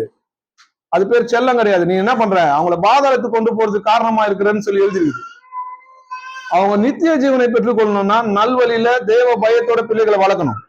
சரி, இன்னைக்கு குடும்பம், பிள்ளைகள், கணவன், மனைவி இப்ப எப்படி இருக்கணும் அதெல்லாம் நம்ம பார்த்தோம் இல்லையா? வேதத்துல இருந்து சும்மா யாரெல்லாம் நல்ல கணவனா நல்ல மனைவியா அப்படி இருந்தாங்க, நல்ல குடும்பத்தை கர்த்தருக்குள்ள வழி நடத்தினாங்க, கர்த்தருக்கு ஊழியம் பண்ணாங்க அப்படின்றதெல்லாம் சில வசனங்களை கொண்டு பார்க்கலாம். நல்ல குடும்ப தலைவன் யாருன்னு பாத்தீங்கன்னா நோவா. வாசிக்கலாம். எபிரேயர் 11ஆம் அதிகாரம் 7வது வசனம் வாசிங்க. விசுவாசத்தினாலே நோவா தற்காலத்திலேயே காணாதவைகளை குறித்து தேவ எச்சரிப்பு பெற்று தேவ பக்தி உள்ளவனாகி தன் குடும்பத்தை இரட்சிப்பதற்கு பேழையை உண்டு பண்ணினான். அதனாலே அவன் உலகம் ஆக்கினிக்குள்ளானதென்று தீர்த்து விசுவாசத்தினால் உண்டாகும் நீதிக்கு சுதந்திரவாளியானான். நோவா பாத்தீங்கன்னா காணப்படாதவர்களை குறித்து தேவ எச்சரிப்பு பெற்று பயபக்தி உள்ளவராகி என்ன பண்ணா? தன் குடும்பத்தை ரட்சிப்பதற்கு பேழையை உண்டு பண்ண. நோவா தான் இது ஆரம்பிச்சது. அப்ப நல்ல குடும்ப தலைவனா இருந்தது யாருன்னு பாத்தீங்கன்னா நோவா தான். அவரோட தாத்தாவும் அவரோட அப்பாவும் கூட என்ன பண்ணாங்க? இந்த பேழையை உண்டு பண்ணதுக்கு இருந்தாங்க. அந்த ஜலப்பிரளயம் வர்றதுக்கு முன்னாடி என்ன பண்ணாங்க? அவங்களாம் எடுத்துக்கொள்ளப்படுறாங்க. அதாவது வசனம் சொல்லுது, தீமை வர்றதுக்கு முன்னாடி நீதிமன் என்ன பண்றான்? எடுத்துக்கொள்ளப்படுகிறான். அது யாரும் அறியுது இல்லைன்னு சொல்லி வசனம் இதை குறித்துதான் எழுதிருக்கிறத தவிர ரகசிய வர்க்கப்படுத்தி கிடையாது. அப்போ நோவா பாத்தீங்கன்னா தன் சொந்த குடும்பத்தை என்ன பண்ணாரு? ஒருத்தரும் செதறி போல எல்லாரும் என்ன பண்ணாரு? அவங்க மத்தவங்களை வேணா ரசிக்க முடியாம போச்சு. நீதியை பிரசங்கித்த நோவான்னு சொல்லி எழுதிருக்கு. ஆனா சொந்த குடும்பத்தை என்ன பண்ணா? கர்த்தருக்குள்ள இந்த விசுவாசம் கிட்டத்தட்ட 100 வருஷமா என்ன பண்றாங்க? இந்த பேழையை உண்டு பண்ணும்போதும் அவங்க விசுவாசத்தோட அவங்க குடும்பத்தை என்ன பண்ணாரு? அவர் வழி நடத்தினாருன்றதை நம்ம பாக்குறோம். அதே போல நல்ல கணவன் சொன்னா அது யோசேப்பை குறிக்கும். ஏன்னா மரியாதை பாத்தீங்கன்னா அவருக்கு நியமிக்கப்பட்டிருக்குது இல்லையா? அவங்க கூடி வர்றதுக்கு முன்னாடியே மரியாதை என்ன பண்றாங்க? கர்ப்பவதியா இருக்கிறாங்க. அப்போ யோசேப்பு என்ன பண்றாரு பாருங்க. யோசேப்பு நீதிமானா இருந்து அவளை அவமானப்படுத்த மனதில்லாமல் ரகசியமா அவளை தள்ளி விட்டுலாமா அப்படின்னு ஆலோசனை பண்ணி கொண்டிருக்கும் போதே கர்த்தருடைய ஆவியானவர் என்ன பண்றாரு, அவங்க சொப்பனத்துல பேசுறாரு, நீ அவளை தள்ளி விடாது, அது பரிசுத்த ஆவினால் உண்டாய் இருக்கிறது, அது பரிசுத்தம் அப்படின்னு சொல்றாரு. அப்போ இன்னைக்கு சர்வசாதாரணமா ஒரு மனைவி நம்ம அவமானப்படுத்துறோம். ஆனா யோசேப்பு பாத்தீங்கன்னா அவங்க கூடி வரதுக்கு முன்னாடி அவங்க கர்ப்பவதியா இருக்கிறாங்க. இது நம்மளா இருந்தா என்ன பண்ணுவோம், இது கல்யாணம் வேணா சொல்லி பெரிய பிரச்சனை பண்ணி என்ன பண்ணுவோம், நிறுத்துவோம். ஆனா அவங்க உட்கார்ந்து என்ன பண்றாரு, அவங்களை அவமானப்படுத்த கூடாதுன்றதுக்காக யோசிக்கிறார். அதே போல அன்பான கணவன் யாருன்னு பாத்தீங்கன்னா ஈசாக்கு பாத்தீங்கன்னா ரெபேக்கால முன்னாடியே அவங்க பார்த்தாங்களான்னு கேட்டீங்கன்னா ரெண்டு பேரும் என்ன பண்ணல, பார்த்துக்கவே இல்லை. ஈசாக்க பத்தி அந்த வேலைக்காரன் என்ன பண்றான், அவங்க கிட்ட போய் சொல்றான், இந்த மாதிரி என்ன சொல்லியிருப்பாரு, அவன் தாய் தந்தைக்கு அவங்க அப்பாவுக்கு கீழ்ப்படிந்து என்ன பண்ணாரு, அவங்க அப்பா என்ன பண்ணாரு, மலையில கொண்டு போய் கர்த்தருக்கு பலி கொடுக்கணும்னு சொல்லும் போது அவர் என்ன பண்ணாரு, கூட போனாரு. நீங்க நினைக்கிற மாதிரி ஈசாக்கு சின்ன பையன்லாம் கிடையாது, ஒரு 17-18 வயசு இருக்கும், குறைஞ்சது 15 வயசாவது இருக்கும். ஒரு அபரகாமுக்கு என்ன வயசு இருக்கும், அதே 115, 116, 117 அந்த வயசுல இருக்கணும். ஏன்னா 100 வயசுலதான் ஈசாக்கு பிறகுறாரு. அவனை தள்ளி விட்டு போறதுக்கு எவ்வளவு நேரம் ஆகும் அந்த பசங்களுக்கு. ஆனா அவங்க அப்பா சொன்னாங்கன்ட்டு அந்த கையை கட்டிட்டு என்ன, கையை கட்டினா மட்டும் எழுந்து போக முடியாதா, அவன் இளைஞனா இருந்தான். அப்படி இருந்தும் அப்பா சொன்னாருன்றதுக்காக என்ன பண்ணான், அந்த மேடையில போய் பலியாக படுத்தார். இது எப்படி நம்ம அறிஞ்சு கொள்ளனா, இயேசு கிறிஸ்து தன்னைத்தானே என்ன பண்ணாரு, பலியா கொடுத்தாரு. ஈசாக்கு யாருக்கு அடையாளம், இயேசு கிறிஸ்துவுக்கு அடையாளம். அப்போ அவனுக்கு கல்யாணம் ஆகுது இல்லையா, அதை இவரு நற்கரியை கேட்டு இது மாதிரி கீழ்படுகிற பிள்ளையா இருக்கிறார், தேவன் அவர் ஆசீர்வதிச்சிருக்காரு. ரெபேக்கா என்ன பண்றாங்க, முழு மனதோட அவங்க கருப்பா இருப்பாங்களா, சிவப்பா இருப்பாங்களா, ஹைட்டா இருப்பாங்களா, எப்படி அதெல்லாம் அவங்க பார்க்கல. தாய் தந்தைக்கு கீழ்படுகிற பிள்ளை என்ன பண்ணுவோம், கர்த்தரால் ஆசீர்வதிக்கப்பட்டவரு எனக்கும் அன்பான புருஷனா இருப்பாங்கன்றத விசுவாசத்தோட என்ன பண்ணாங்க, ஈசாக்கை காணாமல் கல்யாணம் பண்றதுக்கு ஒத்துக்குனாங்க. அதுக்கப்புறம் ஈசாக்கு என்ன பண்றாரு, தூரத்துல இருந்து வரும்போது ரெபேக்கா என்ன பண்றாங்க, எதிர்கொண்டு வந்தாங்கன்றத பாக்குறோம் அந்த ஒட்டகத்துல. அப்ப காரியத்தை விவரமா சொன்னதுக்கு அப்புறம் தான் அவளை மனைவியாக்கி கொண்டுதான் என்ன பண்ணான் ஈசாக்கு, அவளை நேசித்தான். அதுக்கு முன்னாடி நேசிச்சான்னு சொல்லி வேதத்துல எழுதி இல்ல. அதே போல ஈசாக்கு இடத்துல உன் சந்நிதி விலங்குன்னு சொல்றாரு இல்லையா, அப்ப ஈசாக்கு இடத்துல உன் சந்நிதி விலங்குன்னு போது கூட அவங்களுக்கு பிள்ளை இல்ல, 20 வருஷமா பிள்ளை இல்ல. 40 வயசுல ஈசாக்கு கல்யாணம் ஆகுது, 60 வயசுலதான் ஏசாவோ யாக்கோபோ என்ன பண்றாங்க, பிறக்கிறாங்க. 20 வருஷம் கல்யாணம் ஆகல. அப்ப கல்லு கட்சி குழந்தை பிறக்கல. கர்த்தர் சொல்றாரு, ஈசாக்கு இடத்துல உன் சந்நிதி விளங்கும், அது கடற்கரை மணலத்தினை ஆக்குவன்றாரு. அப்படி சொல்லியும் 20 வருஷம் அவங்களுக்கு பிள்ளை இல்லாம இருந்தது. அப்ப என்ன நடக்குது பாருங்க, ஆதியாகமம் 25ஆம் அதிகாரம் 21வது வசனம் வாசிக்கலாம். மலடியாய் இருந்த தன் மனைவிக்காக ஈசாக்கு கர்த்தரை நோக்கி வேண்டுதல் செய்தான். கர்த்தர் அவன் வேண்டுதலை கேட்டருளினார். அவர் மனைவி ரெபேக்காள் கர்ப்பத்தரிந்தாள். மலடியா இருந்த தன் மனைவிக்காக என்ன பண்றான், ஈசாக்கு கர்த்தரை நோக்கி வேண்டுதல் செய்தான். ஈசாக்கு இடத்துல உன் சந்நிதி விலங்குன்னு சொன்னாரு. அப்படி இருந்தும் பிள்ளை இல்லாம 20 வருஷம் இருந்துச்சு. அதனால விசுவாசத்தோட என்ன பண்ணாங்க, காத்து கொண்டு கர்த்தர் ஏற்ற நேரத்துல கொடுப்பாருன்னு காத்து கொண்டு இருக்கும் போது கர்த்தர் என்ன பண்ணாரு, 2 பிள்ளைகளை கொடுத்தாருன்றதை நம்ம பாக்குறோம். அவங்க எப்படி இருந்தாங்க பாருங்க, உடன்படிக்கை தோழின்னு சொல்லி நம்ம வாசிச்சோம் இல்லையா மனைவிய, அது எந்த வசனத்தை வச்சு சொல்றாருன்னு பாருங்க. ஆதியாகமம் 26ஆம் அதிகாரம் 8வது வசனம் வாசிங்க. அவன் அங்கே நெடுநாள் தங்கி இருக்கையில் பெலிஸ்தருக்கு ராஜாவாகிய அபிமெலக்கு ஜன்னல் வழியாய் பார்க்கும் பொழுது ஈசாக்கு தன் மனைவியாகிய ரெபேக்காளோட விளையாடி கொண்டிருப்பதை கண்டான். ஈசாக்கு என்ன பண்ணியிருந்தாராம், தன் மனைவியாகிய ரெபேக்காளோட விளையாடி கொண்டிருக்கிறதை கண்டான். யார் கூட அவங்க விளையாட்டு இருந்தாங்க, அப்ப உடன்படிக்கை தோழி யாரு, மனைவிதான் சொல்லி வேதத்துல எழுதி இருக்கு இல்லையா.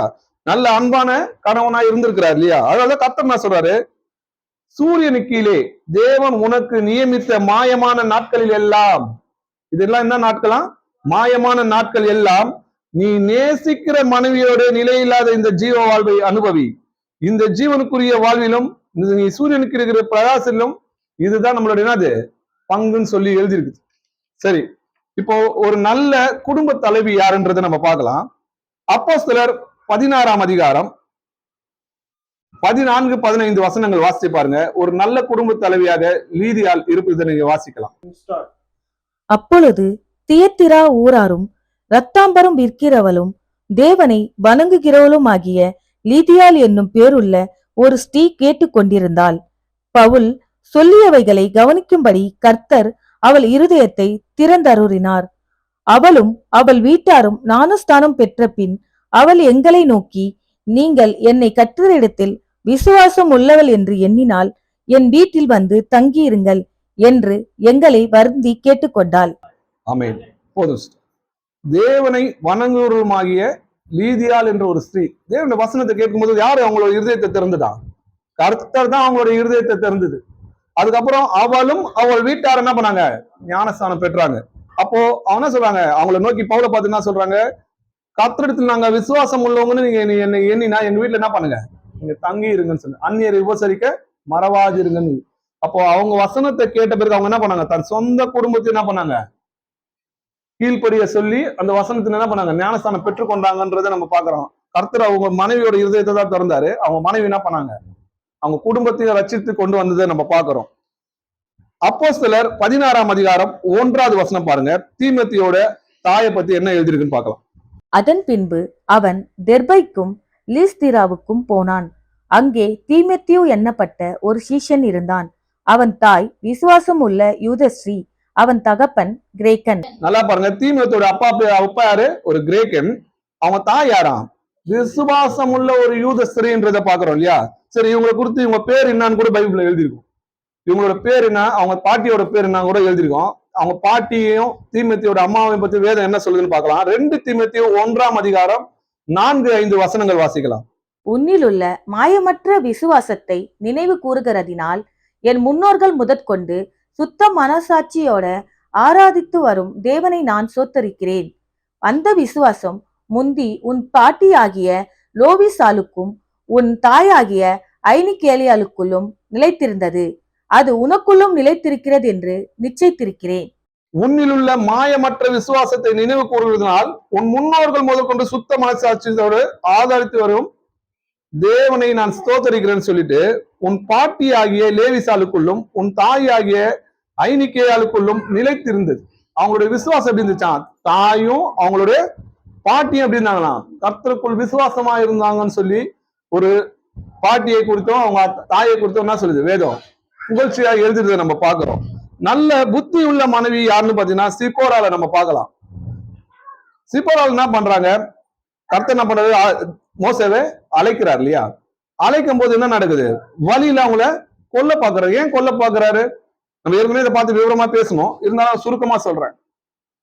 நான் அபிரகாமின் தேவனும் ஈசாக்கின் தேவனும் யாக்கோப்பின் தேவனுமா இருக்கிறேன்னு சொல்லிதான் மோசேக்கு என்ன பண்றாரு? தன்னை அறிமுகப்படுத்துறாரு. அப்பனா அவங்களுக்குள்ள ஒரு உடன்படிக்கை இருக்குது. அந்த உடன்படிக்கை அடையாளம் என்னது? விருத்த சேதனம். இதை செய்யறது மூலமா தான் நான் உங்களுக்கு என்ன பண்றேன்? நான் தேவனா இருக்கேன்னு என்னன்னு எனக்கு குமாரனா இருக்கிறீங்கன்னு சொல்லிட்டு அடையாளமா மாம்சத்துல ஒரு அடையாளம் தான் விருத்த சேதனம்.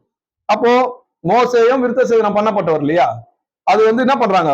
சின்ன வயசுலயே பார்வோன் குமாரத்தை தூக்கும் போது என்ன சொல்றாங்க? இது எபிரேய ஸ்ரீயோட புள்ளை என்றான் அப்படின்னு சொல்றாங்க இல்லையா? அப்போ மோசேக்கு என்ன தெரியும்? விருத்த சேதனம் பண்ணணும்ன்றது நல்லா தெரியும். ஆனா அவங்க பிள்ளைகளுக்கு என்ன பண்ணல. கர்த்தர் முன்னாடி தோன்றி நான் அபிரகாமின் தேவனும் ஈசாக்கின் தேவனும் யாக்கோப்பின் தேவனுமா இருக்கிற அப்படின்னு சொல்லி உணர்த்தியும் என்ன பண்ணல. அவனுக்கு அது உணர்வே இல்லை. ஆனா அவங்க மனைவிக்கு என்ன பண்ணுது? இது தெரிஞ்சிருக்கு இல்லையா? அப்போ போற வழியில என்ன பண்றாரு? கர்த்தர் அவரை கொல்ல பார்க்கும்போது சிப்போரால் என்ன பண்ணாங்கன்றத பார்க்கலாம். யாத்திராகமம் 4ஆம் அதிகாரம் 24 26 வசனங்கள் வரைக்கும் வாசிக்கலாம். வழியிலே தங்கும் இடத்தில் கர்த்தர் அவனுக்கு எதிர்பட்டு அவனை கொல்ல பார்த்தார். அப்பொழுது சிப்போரால் கற்கான ஒரு கல்லை எடுத்து தன் புத்திரனுடைய நுனித்தோலை அறுத்து அதை அவன் கால்களுக்கு முன்பாக எறிந்து, நீர் எனக்கு இரத்த சம்பந்தமான புருஷன் என்றார். பின்பு அவர் அவனை விட்டு விலகினார். அப்பொழுது அவர் விருத்த சேதன நிமித்தம் நீர் எனக்கு இரத்த சம்பந்தமான புருஷன் என்றாள். ஆமே. அப்போ சிப்போரா என்ன பண்றாங்க? ஒரு கற்கான கல் எடுத்து அவங்க பிள்ளைகளுக்கு என்ன பண்றாங்க? விருத்த சேதனம் பண்றாங்க. அப்போ உடனே கர்த்தர் என்ன பண்றாரு? மோசே விட்டு விலகுறாருன்றத பாக்குறோம். அவங்க புத்தியா என்ன பண்ணாங்க? அன்னைக்கு நடந்து அவங்க குடும்பத்தை என்ன பண்ணாங்க? கர்த்தருக்கு பயந்ததுனால என்ன பண்ணாங்க? அவங்க காத்து கொண்டாங்கன்றதை நம்ம பாக்குறோம். அதே போல நல்ல கணவன் மனைவியா கர்த்தருக்கு ஊழியம் பண்ணது யாருன்னு பாத்தீங்கன்னா சகரியா, எலிசபெத் இல்லையா? அவங்க 2 பேரும் எப்படி இருந்தாங்க? தேவ பக்தி உள்ளவர்களா இருந்து கர்த்தருக்கு பயபக்தியோட ஊழியம் செஞ்சாங்க. அவங்க நீதிமான்றத கர்த்தர் என்ன பண்றாரு? சாட்சி கொடுக்கிறாரு. அதே போல ஆக்கில்லா பிரிஸ்கில்லா நீங்க பாக்குறீங்க இல்லையா?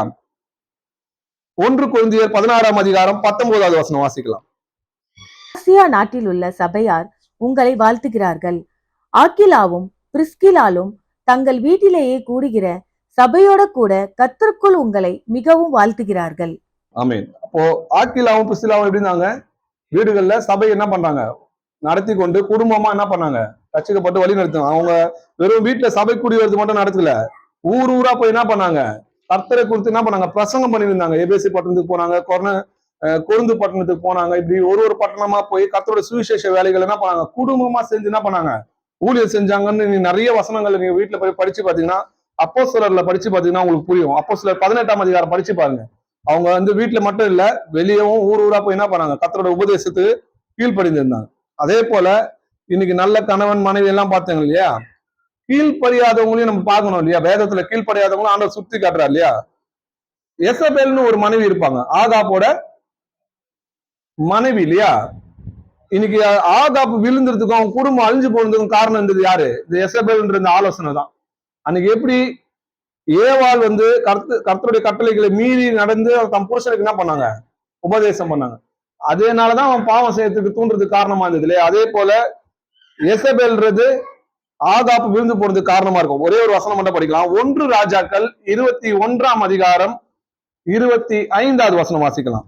தன் மனைவியாகிய ஏசபெல் தூண்டிவிட்டபடியே கர்த்தரின் பார்வைக்கு பொல்லாப்பானதை செய்ய தன்னை விற்று போட்ட ஆகாப்பை போல் ஒருவனும் இல்லை.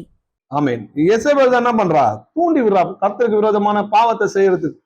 இன்னைக்கு எசபேலோட ஆவி என்ன இருக்குதுன்னு சொல்லி வேதத்துல நிறைய எழுதிருக்கு. இன்னைக்கு அநேக புருஷர்களை கெட்ட வழிக்கு போறதுக்கு காரணமா இருக்குது யாருன்னு பாத்தீங்கன்னா அவங்க மனைவி தான்.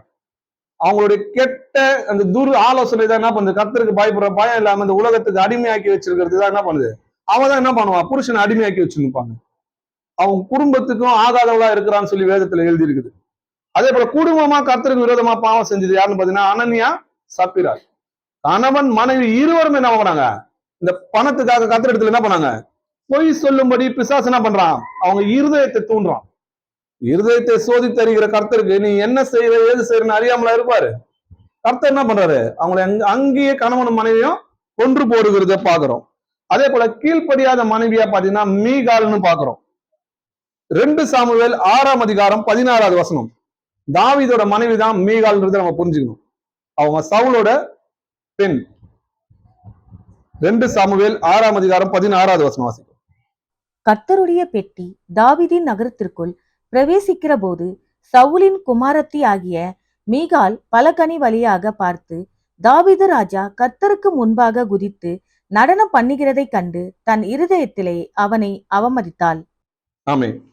கர்த்தரோட உடன்படிக்கை பெட்டி வரும்போது தாவீது என்ன பண்றாரு, அதுக்கு முன்னாடி நடனம் ஆடி சந்தோஷமா ஆடிட்டு வராரு. அப்ப அவன் என்ன பண்றாரு, நடனம் ஆடிட்டு வருது பால்கனி வழியா பார்த்து தன் இருதயத்தில் என்ன பண்றான், அவனை அவமதிக்கிறான். அவன் வீட்டுக்கு வந்த பிறகு கேட்பான், இன்னைக்கு ராஜா எந்த அளவு எப்படி டான்ஸ் ஆட்டு வந்தா தெரியுமா அந்த பெண்களுக்கு முன்னாடி அப்படின்னு அவங்க கேட்கும்போது தாவீது சொல்லுவாரு, நான் யாருக்கு முன்னாடி டான்ஸ் ஆடினேன், யாருக்கு முன்னாடி நான் நடனம் ஆடினேன், ஆடு மேய்ச்சிருந்த என்ன ராஜாவாக்குன என் கர்த்தருக்கு முன்பல்லவா நான் நடனம் ஆடினேன். நீ என்ன அற்பமா நினைக்கிற இல்லையா, நீ நினைக்கிறதுக்கு மேலாக நான் என்ன பண்ணுவேன், அற்பமானவன் தான், என் கர்த்தருக்கு முன்னாடி நான் ஆடுனேன் அப்படின்னு சொல்லிட்டு அவன் அந்த மனைவி என்ன பண்ணல, அவன் எதுவுமே கடிந்து கொள்ளல. ஆனா கர்த்தர் பாத்தீங்கன்னா என்ன பண்ணாரு தெரியுமா, சாவு வரை அவங்களுக்கு என்ன பண்ணல, பிள்ளையே கொடுக்கல.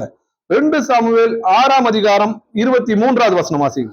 அதனால் சவுலின் குமாரத்தி ஆகிய மீகாலுக்கு மரணமடையும் நாள் மட்டும் பிள்ளை இல்லாதிருந்தது.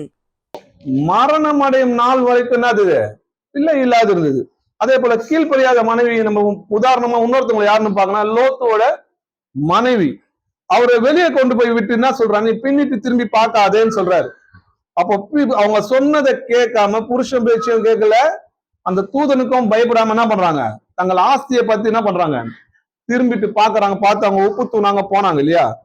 அவன் மனைவி பின்னிட்டு பார்த்து உப்பு தூணானான்னு சொல்லி எழுதியிருக்கு. அதனாலதான் கர்த்தர் என்ன சொல்றாரு, லோத்துவின் மனைவியை நினைத்து கொள்ளுங்கள். அப்போ இந்த ஐஸ்வர்யத்தினாலும் கீழ்ப்படியாமையினாலும் திரும்பி நம்ம தேவனுடைய ராஜ்யத்துக்கு வந்துட்டோம், ஆண்டவருடைய ஊழியத்துக்கு இப்ப வந்துட்டோம், கர்த்தருடைய வசனங்களுக்கு வந்துட்டோம். அப்போ கலப்பையின் மேல் கை வச்சுட்டு பின்னிட்டு பாக்குற எவனும் என்ன பண்ண முடியாது, தேவனுடைய ராஜ்யத்துக்கு போக முடியாது. அதாவது ஆண்டவர் சொன்னாரு, லோத்துவின் மனைவியை நினைத்துக் கொள்ளுங்க. நீங்க லோத்துவின் மனைவியா இருக்க போறீங்களா, இல்ல மரியாளோட போல கற்புள்ள ஸ்ரீயா இருக்க போறீங்களா? இப்போ நம்ம நிறைய பார்த்தோம், ரெபேக்கால போல இருக்க போறோமா, எசபேல போல இருக்கிறோமா அப்படின்றத நம்ம தான் என்ன பண்ணோம், சோதிச்சு பார்க்கணும் இல்லையா. நம்ம ஒரு குடும்பம்னு சொல்லி எழுதியிருக்குது. இதெல்லாம் நம்ம கூடி வந்திருக்குது எல்லாம் என்னது, ஒரு குடும்பம் இல்லையா. எபேசியர் 2ஆம் அதிகாரம் 19வது வசனம் வாசிக்கலாம். ஆகையால் நீங்கள் இனி அந்நியரும் பரதேசிகளுமாயிராமல் பரிசுத்தவான்களோட ஒரே நகரத்தாரும் தேவனுடைய வீட்டாருமாயிருந்து. ஆமென். நம்மளாம் யாரும் கிடையாதா? இனி அந்நியர் கிடையாது, பரதேசிகள் இராம நம்மளாம் யாராகிறோம்? பரிசுத்தவானோட கூட ஒரே நகரத்தாரும் தேவனுடைய வீட்டாரா இருக்கிறோம். நம்மளாம் யாரு? தேவனுடைய வீட்டாரா இருக்கிறோன்றதை நம்ம புரிஞ்சுக்கணும். எபேசியர் 3ஆம் அதிகாரம் 14-15 வசனங்கள் வாசிக்கலாம். இது நிமித்தம் நான் பரலோகத்திலும் பூலோகத்திலும் உள்ள முழு குடும்பத்திற்கும் நாமக்காரராகிய நம்முடைய கர்த்தராயிருக்கிற இயேசு கிறிஸ்துவனுடைய பிதாவை நோக்கி முழங்கால் படியிட்டு. ஆமென். இது நிமித்தம் பரலோகத்திலும் மாத்திரம் கிடையாது, பூலோகத்திலும் உள்ள முழு குடும்பத்தாருக்கு யார் நாமக்காரனா இருக்குது? இயேசு கிறிஸ்து தான் நம்ம குடும்பத்துக்கு தலையா இருக்கிறார். புருஷனுக்கு, மனைவிக்கு புருஷன் தலையா இருக்கிறான், புருஷனுக்கு கிறிஸ்து தலையா இருக்கிறார். சபைக்கு யார் தலையா இருக்கிறார்? கிறிஸ்து தலையா இருக்கிறார்ன்றதை பாருங்க. கிறிஸ்துக்கு தேவன் தலையா இருக்கிறார்ன்றதை நம்ம பார்க்கிறோம். ஆகையால் நமக்கு கிடைக்கும் சமயத்துக்கு தக்கதாக யாவருக்கும் விசேஷமாக விசுவாச குடும்பத்தாருக்கு என்ன பண்ணோம்? நன்மை செய்ய கடவுள்னு சொல்லி அதனாலதான் வேதத்துல எழுதி இருக்கு. அப்போ சொந்த குடும்பம் இங்க யாருன்னு வசனத்தை சொல்றாருன்னு பாத்தீங்கன்னா, சபைக்கு ஆண்டவர்னா சொல்றாரு குடும்பம்னு சொல்லிதான் அழைக்கிறார் இல்லையா? நம்ம தான் அவரோட வீட்டாரா இருக்கிறோன்றதை நம்ம மறந்துடக்கூடாது. அப்போ வருகிறவர் இன்னும் கொஞ்ச காலத்துல வராருன்னு சொல்லி வேதத்துல எழுதியிருக்கிறதுனால நம்ம தேவனுக்கு பயந்து அவரோட கற்பனைகளை கீழ்ப்படிந்து ஒரு நல்ல குடும்ப தலைவனாகவும் நல்ல ஒரு குடும்ப மனைவியாகவும் நல்ல பிள்ளைகளாகவும் நம்ம என்ன பண்ணோம்? கர்த்தருக்குள்ள வாழ்ந்தோம்னா கர்த்தருக்கு இது பிரியமான காரியம். இததான் முதல்ல செய்யணும். முதல்ல அடிப்படை சத்தியத்துக்கு கீழ்ப்படியணும். அதுக்கப்புறம் என்ன பண்ணணும்? நல்ல அந்த வசனத்துக்கு கீழ்ப்படிந்து நல்ல ஒரு புருஷனா இருங்க. நீங்கள் புருஷரா இருங்கள்னு எழுதியிருக்குது. மனைவிக்கு அடங்கி இருங்கன்னு சொல்லி எங்கேயுமே எழுதில்ல. இது தேவனுக்கு புறமானது. எந்த மனைவியும் புருஷன் என்ன பண்ணக்கூடாது? அடிமையாக்கி கொள்ளக்கூடாது. அவர்களுக்கு கர்த்தருக்கு ஏற்றபடி கீழ்ப்படியணும். எல்லா காரியங்களும் கர்த்தருக்கு கீழ்ப்படிது போல கீழ்ப்படியணும். உங்களையே புத்திமான் என்று எண்ணாதிருங்கன்னு எழுதிருக்குது. புருஷன் என்ன பண்ணாதீங்க? முட்டாள் நினைக்காதீங்க. உங்களையே புத்திமான் என்று நினையாத. நீங்க தான் என்ன பண்ணீங்க? பலவீனத்துல விழுந்து போனவங்க. அதனால கர்த்தர் என்ன சொல்றாரு? புருஷருக்கு கீழ்ப்படிந்திருங்கன்னு தான் வேதத்துல இருக்கு. அது எப்படி இருக்கணுமா? கர்த்தருக்கு கீழ்ப்படிறது போல எல்லா காரியங்களிலும் கீழ்ப்படிந்திருங்க. அதே போல புருஷர்களுக்கு என்ன சொல்றாரு? மனைவிகளை கசந்து கொள்ளாதீங்க. அவங்களுக்கு கொடுக்க வேண்டிய என்ன பண்ணுங்க? கனம் பண்ணுங்கன்றாரு. யூதர் என்றும் இல்லை, கிரேக்கர் என்றும் இல்லை, அடிமை என்றும் இல்லை, சுயாதீனம் என்றும் இல்லை, ஆண் என்றும் இல்லை, பெண் என்றும் இல்லை, நீங்கள் எல்லோரும் கிறிஸ்துவுக்குள் ஒன்றா இருக்கிறீங்க. அப்ப நம்ம எல்லாரும் யாரு? கிறிஸ்துவோட குடும்பத்தார், தேவனுடைய வீட்டாரா இருக்கிறோன்றதை மறந்துடாம உண்மையும் உத்தமமாய் வாழ்ந்து கற்பனைகளை கை கொண்டு நம்ம பிள்ளைகளுக்கும் அதை போதித்து தேவனுடைய வருகையில என்ன பண்ணுங்க? அந்த வசனத்தை உங்க இருதயங்கள்ல காத்துக்கொண்டு நல் மனசாட்சி உள்ளவர்களாக நடந்து கொள்ளுங்க. உங்களுடைய சாட்சினாலதான் உங்களை சுத்தி இருக்கிறவங்களை என்ன பண்ண முடியும்? ரட்சித்துக் கொள்ள முடியும்னு சொல்லி போதனை இன்றின்னு சொல்லி எழுதியிருக்கு. போதனை இன்றி என்ன பண்ணலாம்? உங்கள் நல் நடவடிக்கை குறித்து அவர்களை ஆதாயப்படுத்திக் கொள்ளலாம்னு சொல்லி வேதத்துல எழுதியிருக்கு. அதனால கர்த்தருக்கு எல்லா வசனங்களுக்கும் கீழ்ப்படிந்து நடங்க. ஆமென்.